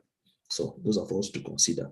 But if you wanted to now get access to those sectors that I had shown you, and you don't have the money to put in a telecoms company, an infrastructure company, then you have the stock market, which is stocks, and those allow you to take and get into part of the return that somebody who's involved in that industry would get into. You want to get exposure to telecoms, you can invest in MTN share, for example. If you want to get exposure to pharmaceuticals, manufacturing pharmaceuticals, you could invest in CP. Obviously, all these things come with risks. So you obviously do not just go and buy. Obviously, there are more sophisticated alternative investments like crypto. Some may find them highly speculative, and I would recommend that you seek advice before you get into them. And others like mutual funds and other alternative investments. If you can't build a house, you could invest in a real estate investment trust. We don't have those in Uganda yet, but they are there in Kenya.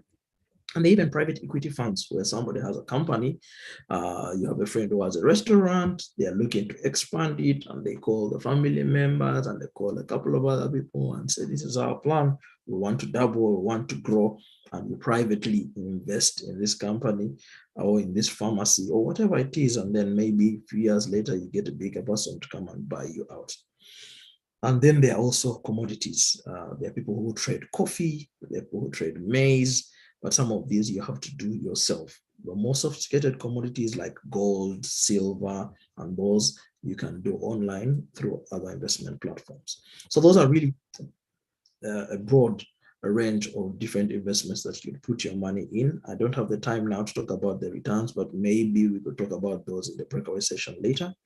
And then lastly, as I said, Africa cannot achieve sustainable economic growth and development and prosperity merely rely on only natural resources, agriculture, livestock in their raw form. We need value addition. We need efficient production, increasing our yields. Right now, our yields for coffee and maize and most agricultural products across the continent are much lower than in many other parts of the world. How do we work on that? We need to promote industrial production, and growth of the private sectors is required. Collaboration, not competition. We need to see how we can trade more within the blocks, the African trade area, the East African blocks. I'll stop there for now and open it up for questions. Thank you. Thank you, Lillian. Thank you very much, David, for that. So you've touched the bit of the people who have money and are looking for what to do with the money. So there's two sides in finance. There are people who have the ideas and they don't have the money to put in the ideas, and I think that's what Joel spoke into. He had this big dream and needed the finances, and there are those people who have money and they're like, okay, where do I put this money? Which are the options where I put this money? So thank you very much for sharing that. Please put in your questions in the Q&A section so that we don't miss them out. When you spoke about diversifying investments, of course, the old advice we have is have them in different places, because you never know which one might have a challenge. And there's a joke that says, someone said, put your money in one basket and guard that basket zealously. I think it's very stressful. Just look at that one basket, making sure that your eggs don't fall. But talking about age, how old are you how age matters in terms of which investments to choose from? I'm reminded of a situation. Actually, this is a real life story. So there's a time when the Safaricom shares were being, not Safaricom, the first one was Stanbic.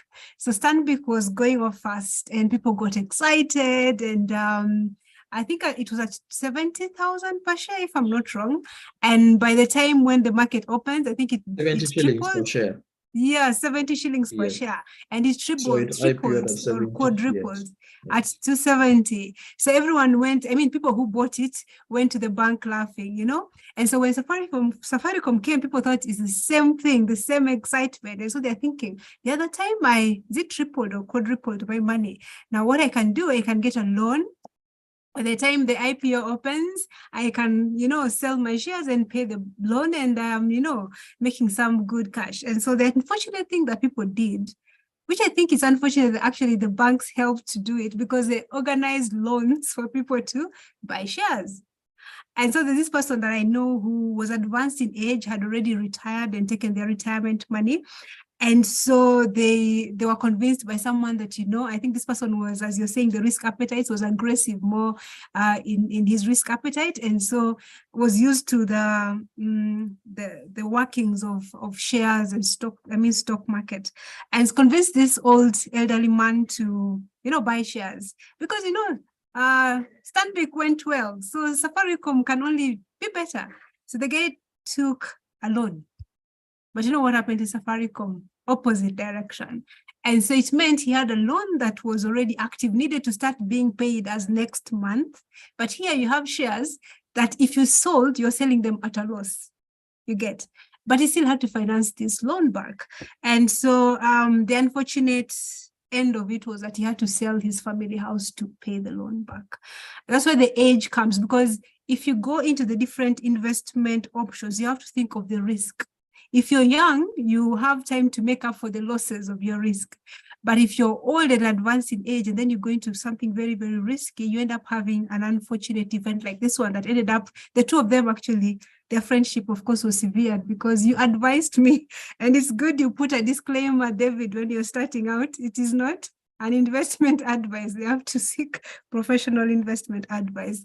But thank you very much, David. There's so many things to consider when you're considering investment options.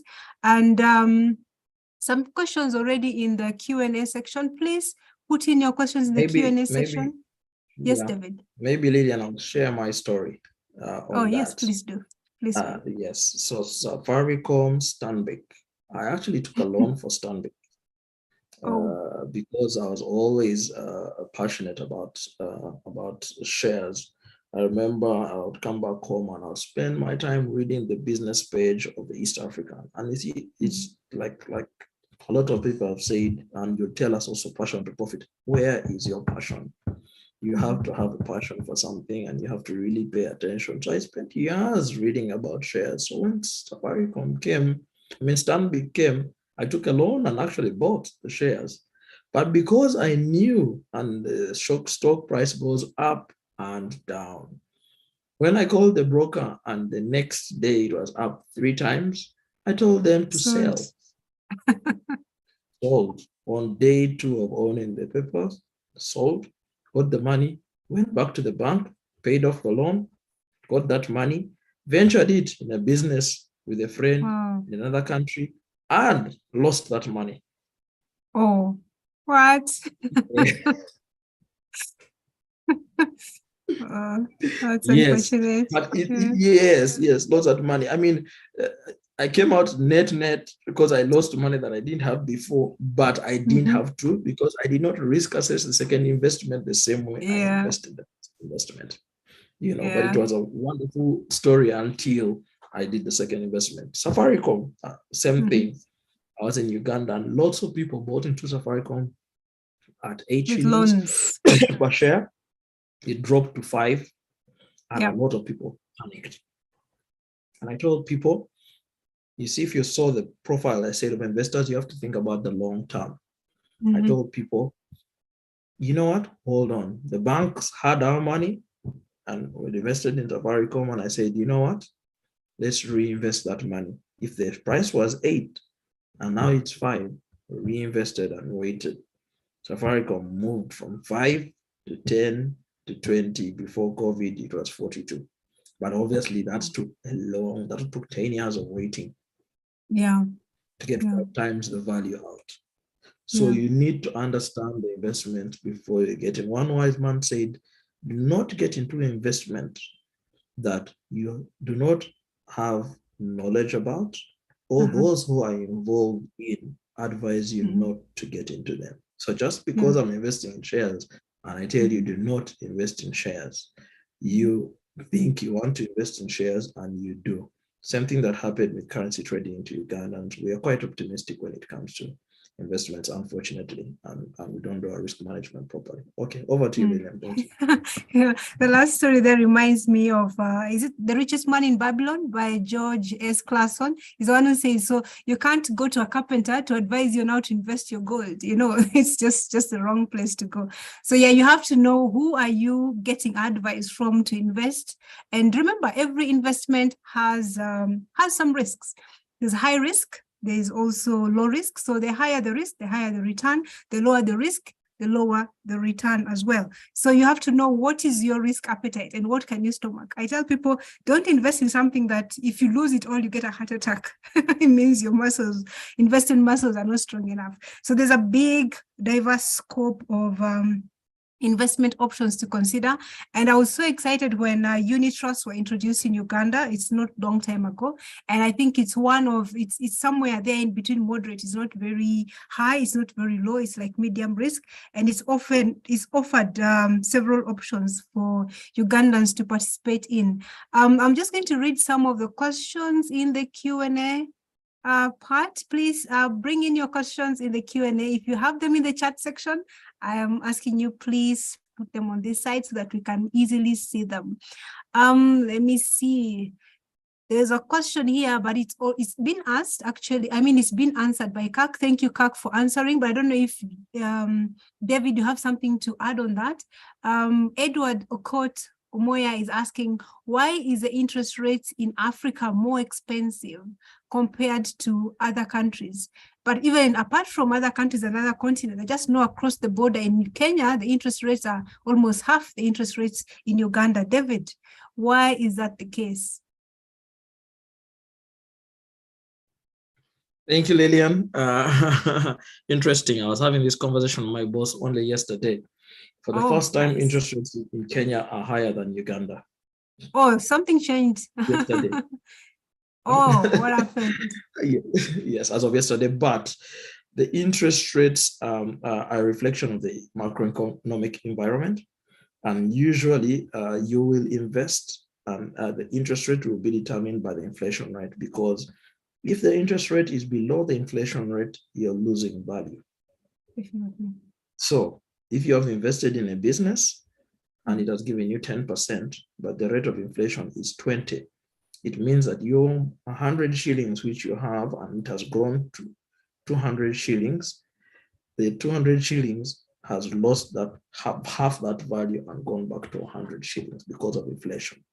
So inflation will always drive the interest rates. The higher the inflation, the higher the interest rates. And basically inflation is the erosion of the value of the interest or the growth. That's why any businessman will tell you you need to earn a return that is higher than inflation, because the money is discounted by the amount of the inflation. And an example of inflation is you used to buy bread at 4,000. When you go to buy it, it's 4,500. 4,500 is basically, or even 4,400, let's say. 4,400 is a 10% inflation rate. It means the cost of bread has increased by 10%. So if you are always making 5,000 and that 5,000 or that 4,000 can no longer buy you, that 4,000 is no longer worth what it was before. That's what causes interest rates to be different. So you'll find that when interest rates rise, when inflation rises, so when interest rates rise, because you have to earn, people will only lend higher than where the inflation rate is to avoid from losing money. So for a long time, the inflation rates in Uganda were about 10% or more. Now they have reduced, but we started this year at 10% or 9%. So that means that if anyone was lending to you at less than 9% or less, they were losing money. Whatever you're going to pay them is less than the money they actually have, because it will be able to buy, won't be able to buy the same kind of goods. So that's a simple way of explaining why interest rates are different from one country to another. Okay, thank you for explaining that, David. I think I have a project that I signed out in 2020. December 2020, signed, I think, early first week of January 2021. And somehow the project extended beyond the 2-year term. Now we're in the 3rd year, and I was going back to them and saying, these things just don't work. Like, no, but you signed a fixed term contract. I'm like, yes, even if I signed a fixed term contract, this particular item, if you give me that money to go buy it, I'll not get it. I'll get half of the quantity that you want. And of course, we had to have a discussion and say, you have to. So I think when you're going to contracting and all those things, those are some of the things you have to factor in, inflation and all that stuff. So David, someone is asking, Helen Mpano, I hope I've read the name right. What is being young and old in terms of investment? Could you maybe give a guide? What is, I don't know, you know how to answer. What do you advise to invest at what age, and what is, you're muted, David? No. Different rates? I can't advise on the age, but I'll give you an example of just going back to that example of Safaricom. If you're a retiree and you need money to look after you, you're old, you've gotten a retirement benefit, you need money just to look after you, to make sure that you have food to eat, your kids are going to school and things like that. It's you and your wife, left. Then you need to secure that basket. And how do you secure that basket? By putting it in an investment that is not going to fluctuate. So a safe investment, for example, would be a bond which gives you interest every 6 months, or let's say fixed deposit with a bank, or something that is regular and there's no risk of loss. If you are younger, then you could take the risk on Safaricom. But the question is, I cannot say the age for you, because some people may say, I'm going to work till I'm 65, so I can take risk, whereas others are saying, I'm going to retire at 50. So if you're 50 and above, which is retirement age, or in some places, or 55 or 60, it means that now you have to be thinking about the future. You have to diversify. Remember that verse I said, spread your grain in 7 places. Why? The whole point you put that is such that you don't know where the bad luck or the calamity is going to come from. If you put all your money in one place, because somebody has come and told you they're bringing gold from Congo, or they have promised you that the price of whatever you bought is going to double the next day, that is foolishness. That is foolishness, because you have not thought about the risk. You've not thought about the bread for tomorrow. You've not thought about the needs that you're going to have tomorrow and how you're going to cater for them. And that's why I say that Ugandans are quite optimistic. So if you specifically look and think, what is my purpose for investing? Do I want to hold my investment for 10 years? And after those 10 years, get my money? Then you buy land, because then you're hoping in 10 years you can sell your land and get it. But do you want to put money aside and get money in 2, 3, 6 months, such that you can use it for something? Then you'll invest in something that is guaranteed. It will give you a little money, but it is guaranteed. So the age discussion is up to you. You more than me knows how much risk you're willing to take, what your obligations are. Some people may be young, but still not able to take risk, because they have a family to look after. They have school fees to be paid. They have food to be put on the table. So they cannot risk that money getting lost, or they don't have a job, or if you have a job. So all those factors come into place. I can't say this is the age, this is old, this is young. No, I know old people who are invested in shares and also in bonds, because the bond gives them the little money constantly. They know they have 200, 300, 500,000 shillings, and it takes care of the food at home. They will not go hungry. And then they have a speculative investment which could go up or down. Likewise, I mean, even in the olden days, they told you when you got a harvest, you didn't sell all the produce. You kept some seeds such that you're able to plant again for the next. And you kept doing that. In the olden days, we had granaries. You have to save for the rainy day whenever you think about investing. Yeah. Okay. Thank you very much, David. I'm also thinking in terms of cash flows, because so when you're young, you buy land, it's going to appreciate in value. Later on, you sell it, get capital gains. But in old age, when you've and then you have a salary maybe that's keeping on giving you earnings. But now in old age, you tie up your investment money in land. So you are land rich, but cash poor. You have no money to run your medical expenses, to run your home. I think there has to be a delicate balance in the investments, that some should be able to bring you cash flows. I had a scenario of someone who got their NSSF. And so they were saying, okay, I've got my 600 million from NSSF. I'm thinking, let me buy a house. And then, so I think she was calling me to ask, how much house can I buy? And I first of all asked her, so how much do you spend per month on your maintenance? Okay, then she remembered, I also have school fees to pay. By the time we went down to all her monthly obligations, she realized, wow, if I bought 500 million house, I bought too much house, because I'll have no money for my monthly expenditures. Remember, you've retired, your salary inflows are not there. So I think having those delicate balances of, okay, what is the kind of investment that you're going into? Does it give you regular returns to manage your monthly expenditures? Because it will reach a place where if you have too much land and you have no money for running your, your household, then you sell your land cheaply just to be able to meet your daily obligations. So I think there's that. Age still helps you to define at what age am I? If I'm not generating cash flows myself from regular income, then which investment can I go for that can give me the same regular income and still protecting a bit of my principal? So I think that's how some of the conversations come in. Okay, some other questions in the chat is from, let me see, Trubits. Thank you, David. I would like to know about fintech, especially with the future of AI trading. I'd like to know more about fintech, especially the future of AI trading. Yeah. Okay. So AI or algorithmic trading is different from fintechs. The fintech really enables payments and transactions. That's what the fintech enables. AI or artificial intelligence now digitizes things. Like right now, you can have ChatGPT write you an essay on something, or even write for you the code to make a presentation. So those are two different things. So algorithmic trading has always been there, and it still is there up to now.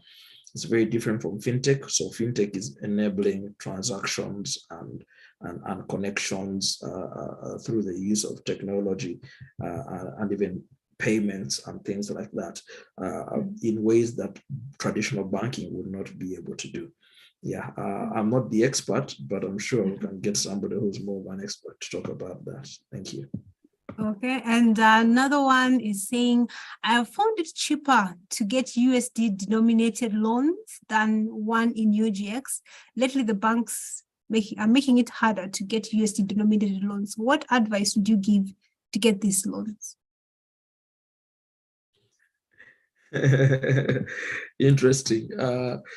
Look, the USD denominated loans depend on dollar liquidity, and dollar liquidity is not generated in Uganda. Ugandan shillings are manufactured in Uganda, are lent in Uganda, dollars are made in the US. So even if you're getting a dollar loan, somebody has to borrow those loans from abroad. Right now, I'll tell you that dollar loans are becoming expensive because interest rates are rising globally across the world, in the US, in Europe. 3 years ago, they were very low, so they were much, much cheaper. Now they've become slightly more expensive. But then also, the central bank has a regulation out to all the banks that has limited the amount of USD loans that can be given. Why? Because if somebody is earning revenue in Uganda shillings and is paying a dollar loan, then the risk is much higher. I'll give you an example. Some of you may not know, but just yesterday, the Uganda shilling to the dollar was about 3,600, 3,630. Today, it closed 100 shillings more, 3,730. All in one day because of the World Bank happenings and all of that. What does that mean? It means if you had a US dollar loan and you had an installment to pay yesterday of $1 million, you were paying 3.6 billion. If you had the installment to pay today, the same day with 24 hours difference, and you had shillings, you had to pay to get more shillings. Billion. So you would immediately lose 100 million shillings. So that's a risk that is bad for our economy. Yeah, okay. Thank you, David. I don't know if you want to advise this one on money lending agencies. Someone is asking, what advice would you give to small money lending agencies upcoming that look at daily, weekly, monthly lending looking in terms of risk control? I don't know if you're happy to take that. It's your competition. I'm not an expert in micro lending, yes. So I'll pass on that one. Thank you. Okay. Let me see. Then, hi, David, is lending at 10% or 15% per month okay, according to the current financial state? I think you spoke to that, but if you want to clarify, that would be nice. No one lends at 10 or 15% unless they are a money lender. Yeah. So I think they're trying to ask if it is okay for them to this is definitely a money lender. We call them loan sharks. Yeah. Oh, if you want to lend, well, you could, but remember, lending at those rates comes with its risk. But then also, if you're micro lending or microfinancing, there's a law that covers those kinds of lending. So if somebody failed to pay and you went to court, that 10 or 15% may be reduced to 3%. If you're not a licensed lender, there are so many the legalities around that you have to comply with. Yeah, unless you go the loan shark route. So I cannot tell you that. I think I saw a clip.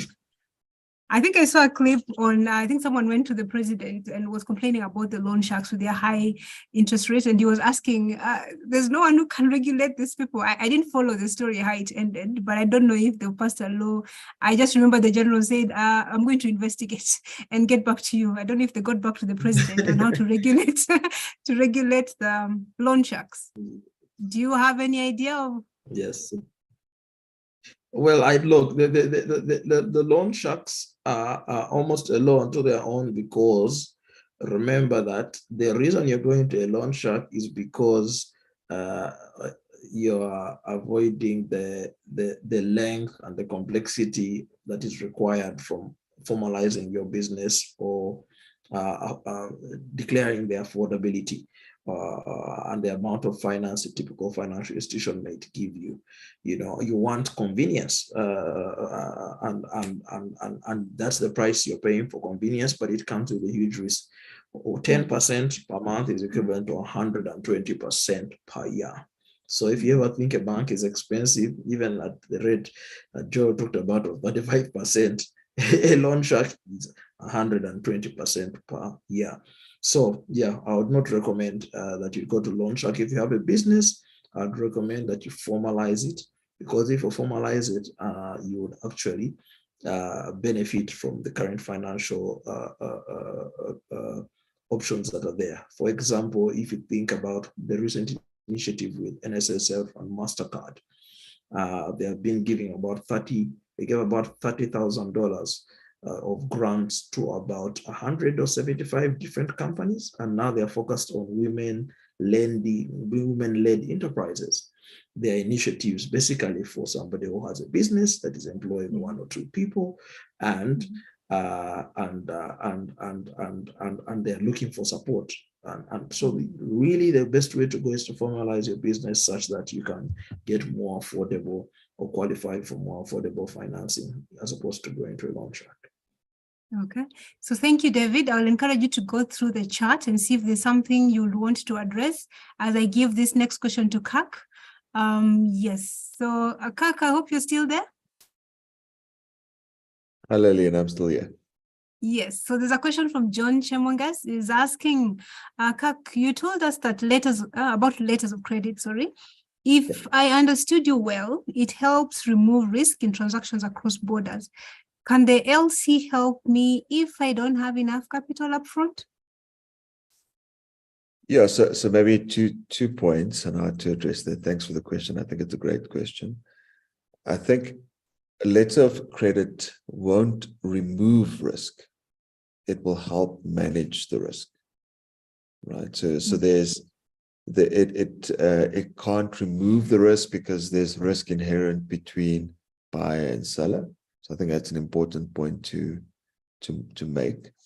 And how you do this is through documentation, right? And even in that sense, documentation could be fraudulent. It could be even the banks aren't. We can't really eliminate the risk of fraud, even, right? Because I think there's ways and means around that. So I think that's an important point to make. The second aspect of accessing capital, right, is if you go to a bank and you say, I've got a project, Mr. Bank, and I need access to capital to fund this project, there's one of 2 routes that a bank will go. A banker will start by asking financial information, and as Mr. Joel quite rightly pointed out, one of the first considerations would be collateral, right? So that's the traditional way of banking. And in order to secure funding, or at least an instrument that will give you access to funding, what you have is the project itself, the merits of the project itself. So it's well structured, well articulated. It's well defined as to who's responsible for what and up to what point, and presented to the bank in that sense. And I think the most important aspect to this as well is who's on the other end of the transaction, right? What sort of credibility does the other party bring to the transaction? Is there a history associated with these types of transactions? And what sort of instrument is available either from the bank, from the party, that could give you access to capital as the off-taker, as the one that is set to get paid for a particular transaction. So, and the banks know how to structure the agreements, number one. Number two, the actual contents of the letter of credit, as well as the escrow. And there are a myriad of options that's regulated by international trade, the ICC publications, as to who, what sort of role the parties takes on in a transaction. And because there's strong governance around who does what and who's responsible for what and up to what point, the banks know how to interpret the risk.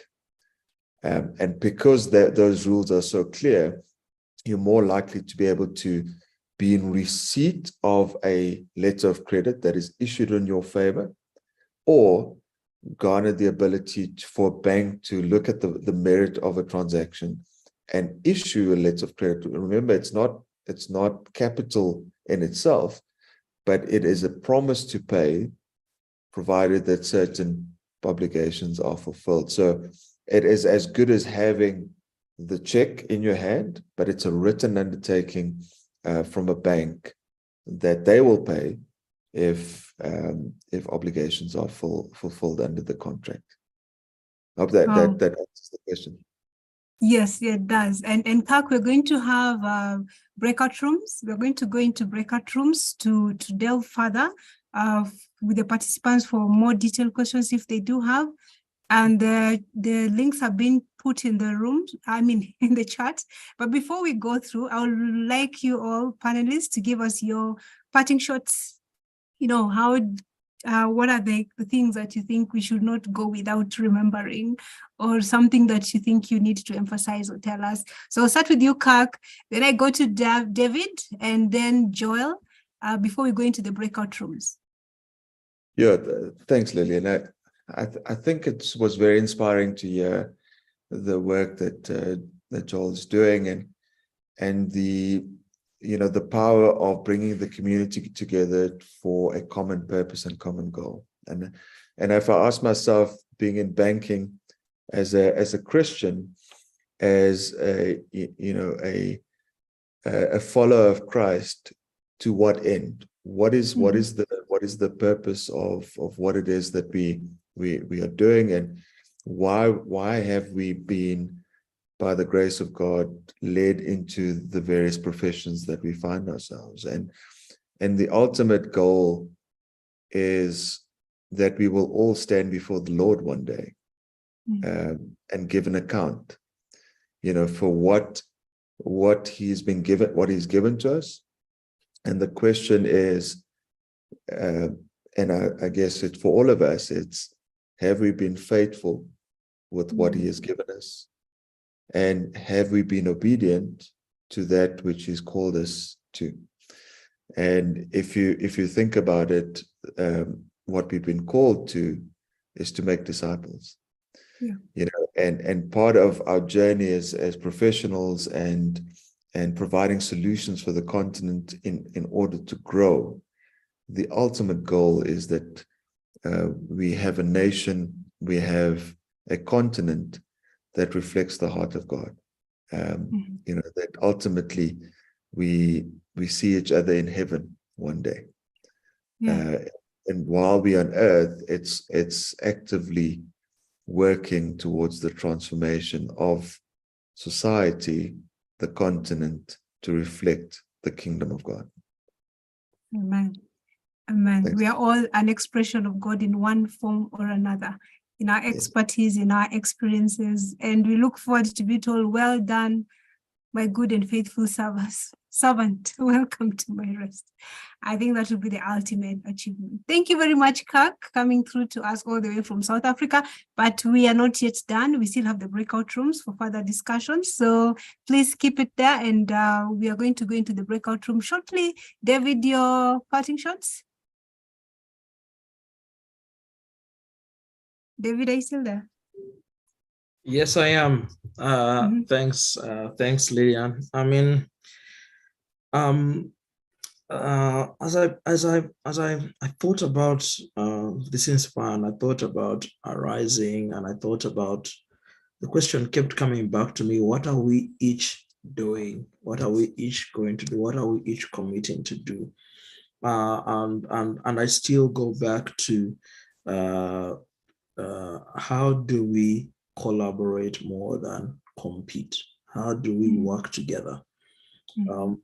the Great East India Shipping Company was formed when all these individual traders who used to go ship by ship across the trade routes decided, look, you take one ship, it goes on its own, it crashes, you lose everything. How do we reduce our risk? And they all came together, split up 4 traders and say, okay, I have a quarter of my share in this ship, a quarter in this ship, a quarter in this ship, a quarter in this ship. Such that if something bad happens, I don't lose everything. And that's how that collaboration worked, and it grew multiple because they managed their risk. For me, at the heart of everything, I'd like to see that as Africans, there's enough to go around. We should stop operating from a scarcity mentality. I have a good idea, someone is going to steal it from me, let me keep it. No. Yeah. We need to talk about what we're doing, because help comes from the most unlikely sources. You might find people who are looking and willing to partner with you. You may not, but the chances are that you might, and help you craft your idea in a much better way. And you do bigger things for Africa. And you've seen the opportunities are great and immense. I was thinking one of the areas I think I talked about was renewable energy. There are not many people who have power in Uganda, and there's an opportunity. And I was shocked when I was talking to one of my friends, and it's like, oh, by the way, I got an opportunity and invested some money in an upcoming mini hydro station that's off the grid. I'm like, what? I was like, okay, it's possible.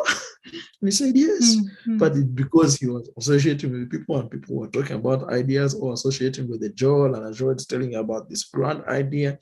And he's saying, look, come on, let's do this together. And you join him in something that's bigger. So I think we need to, like borrowing from Reverend Julian Chula saying, let's not limit our dreams to what we can do by ourselves, you know, and let's be aware that this is where it's happening. In Africa is where it's happening, and the whole world is going to be trying to get a piece of it. Let's not miss out. Thank you. Wow. Thank you very much, David, for honoring us this evening. We are happy to have you continuing to build our nation, Uganda, and beyond. And last but not least, Joel, you give us your parting shot, but apart from giving us your parting shot, may you also give us a closing prayer for today, so that we can close this session, but we're not closing the conference yet. We still have the breakout rooms that we're going to go into. So members, please don't log out yet. We have the breakout sessions posted in the chat. And yes, so Joel, give us your parting shot and closing prayer as well. Thank you so much. Oh, this was amazing. Kirk and David, I've learned a lot. I've followed the whole presentation. And I really think there's a lot we can do together as to be able to build Africa. And like David, you've said, things like power station, off-grid power station to supply a particular place. You know, when we think about such kind of projects, you end up thinking, this must be some foreign investors who must be the one to build it. And yet actually, those are things we can really mobilize ourselves to do them. And power stations, that's a lot of money one is able to make. Just on a WhatsApp group, one of my good friends is Amos Wekesa. So when we talked about stone soup, he liked it. And in one of his WhatsApp groups, he realized that where his cottages were on Lake Katwe, there was no nice transport services where people can hire a ferry and then they move. And I think the ferry needed something like around $200,000. It's a luxury boat. And he floated it up in the group. Within a week, they had already raised the $200,000. Awesome. And the ferry is now there making a lot of money for the group members. So I really think if we can be able to gather together and first remove the mentality that an investor is a foreign person. You can be an investor, I can be an investor. Then we'll be able to do quite a lot across Africa. It's just a mentality issue we need to remove. So this was amazing, and I want to thank the Inspire group for this beautiful thing you've done. I'm quite sure you've changed the hundreds of people. The minds for these past 5 days, they must be thinking, what can I be able to do? Let's get together, let's have more of these. Maybe the next thing Inspire should be able to do is to say, okay, what can Inspire organize from the talks here going practical? Because if you have attracted thousands of people to listen to you, then can you attract them to invest with you? Sure. I think that is going to be one of the most beautiful parts. Otherwise, may God bless you, and let's pray. Father in heaven, we want to thank you for this opportunity you've given to minister to your children, talk to your children about investment, talk to your children about various topics Inspire Synergy has organized this week. I believe many have been blessed. Lord, may it not just stop at the Zoom conference. May it now go to more practical things. May we be able to accomplish this. And Lord, bless everyone who has been blessed here. Bless the speakers, bless the moderators, and bless Synergy, Inspire Synergy, such that they can lift up Africa. At the end of it all, the glory will be given to you. I pray this in the mighty name of Jesus Christ, our Lord. Amen. Amen. Thank you very much, Joel, for inspiring us today. Indeed, our potential has been ignited to arise and build Africa. So please join the breakout rooms. All our speakers are going to be in the breakout rooms to speak to us. And tomorrow is still on. Yes, tomorrow we are on we're going to be talking about designing entrepreneurial and business models and frameworks to build Africa. And you're going to have great speakers, Reverend Ashai Anthony and Bishop J.B. Masinde will also be joining us tomorrow. And you're going to have a panelist, Architect Stephen Ochola and Patrick Kuana are also going to be in the panel tomorrow. So please stay tuned, join us tomorrow for a great day that we're going to have, the 6th day of our conference. Meanwhile, go into the breakout rooms for more discussions, more details. Some of your questions may not have been answered in the main session, but the breakout rooms will be more attentive to the different details or questions that you maybe have. God bless you, and we thank God for today that the power was stable, the internet was stable, and thanks to the organizers of Inspire Conference, this day and tomorrow will be another glorious day. Thank you for the technical team for keeping it up. The world is sinking, but Africa is rising.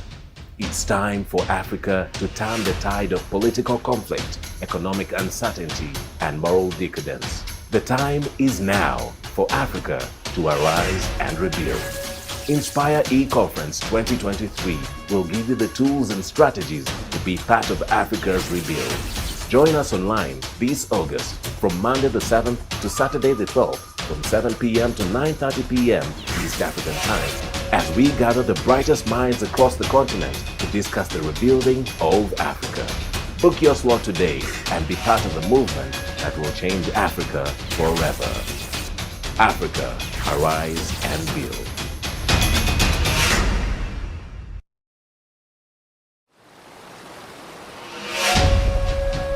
The world is sinking, but Africa is rising.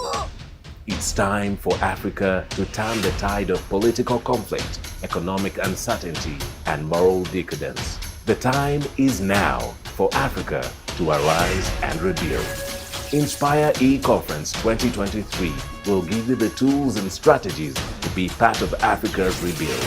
Join us online this August from Monday the 7th to Saturday the 12th from 7 p.m. to 9:30 p.m. East African time, as we gather the brightest minds across the continent to discuss the rebuilding of Africa.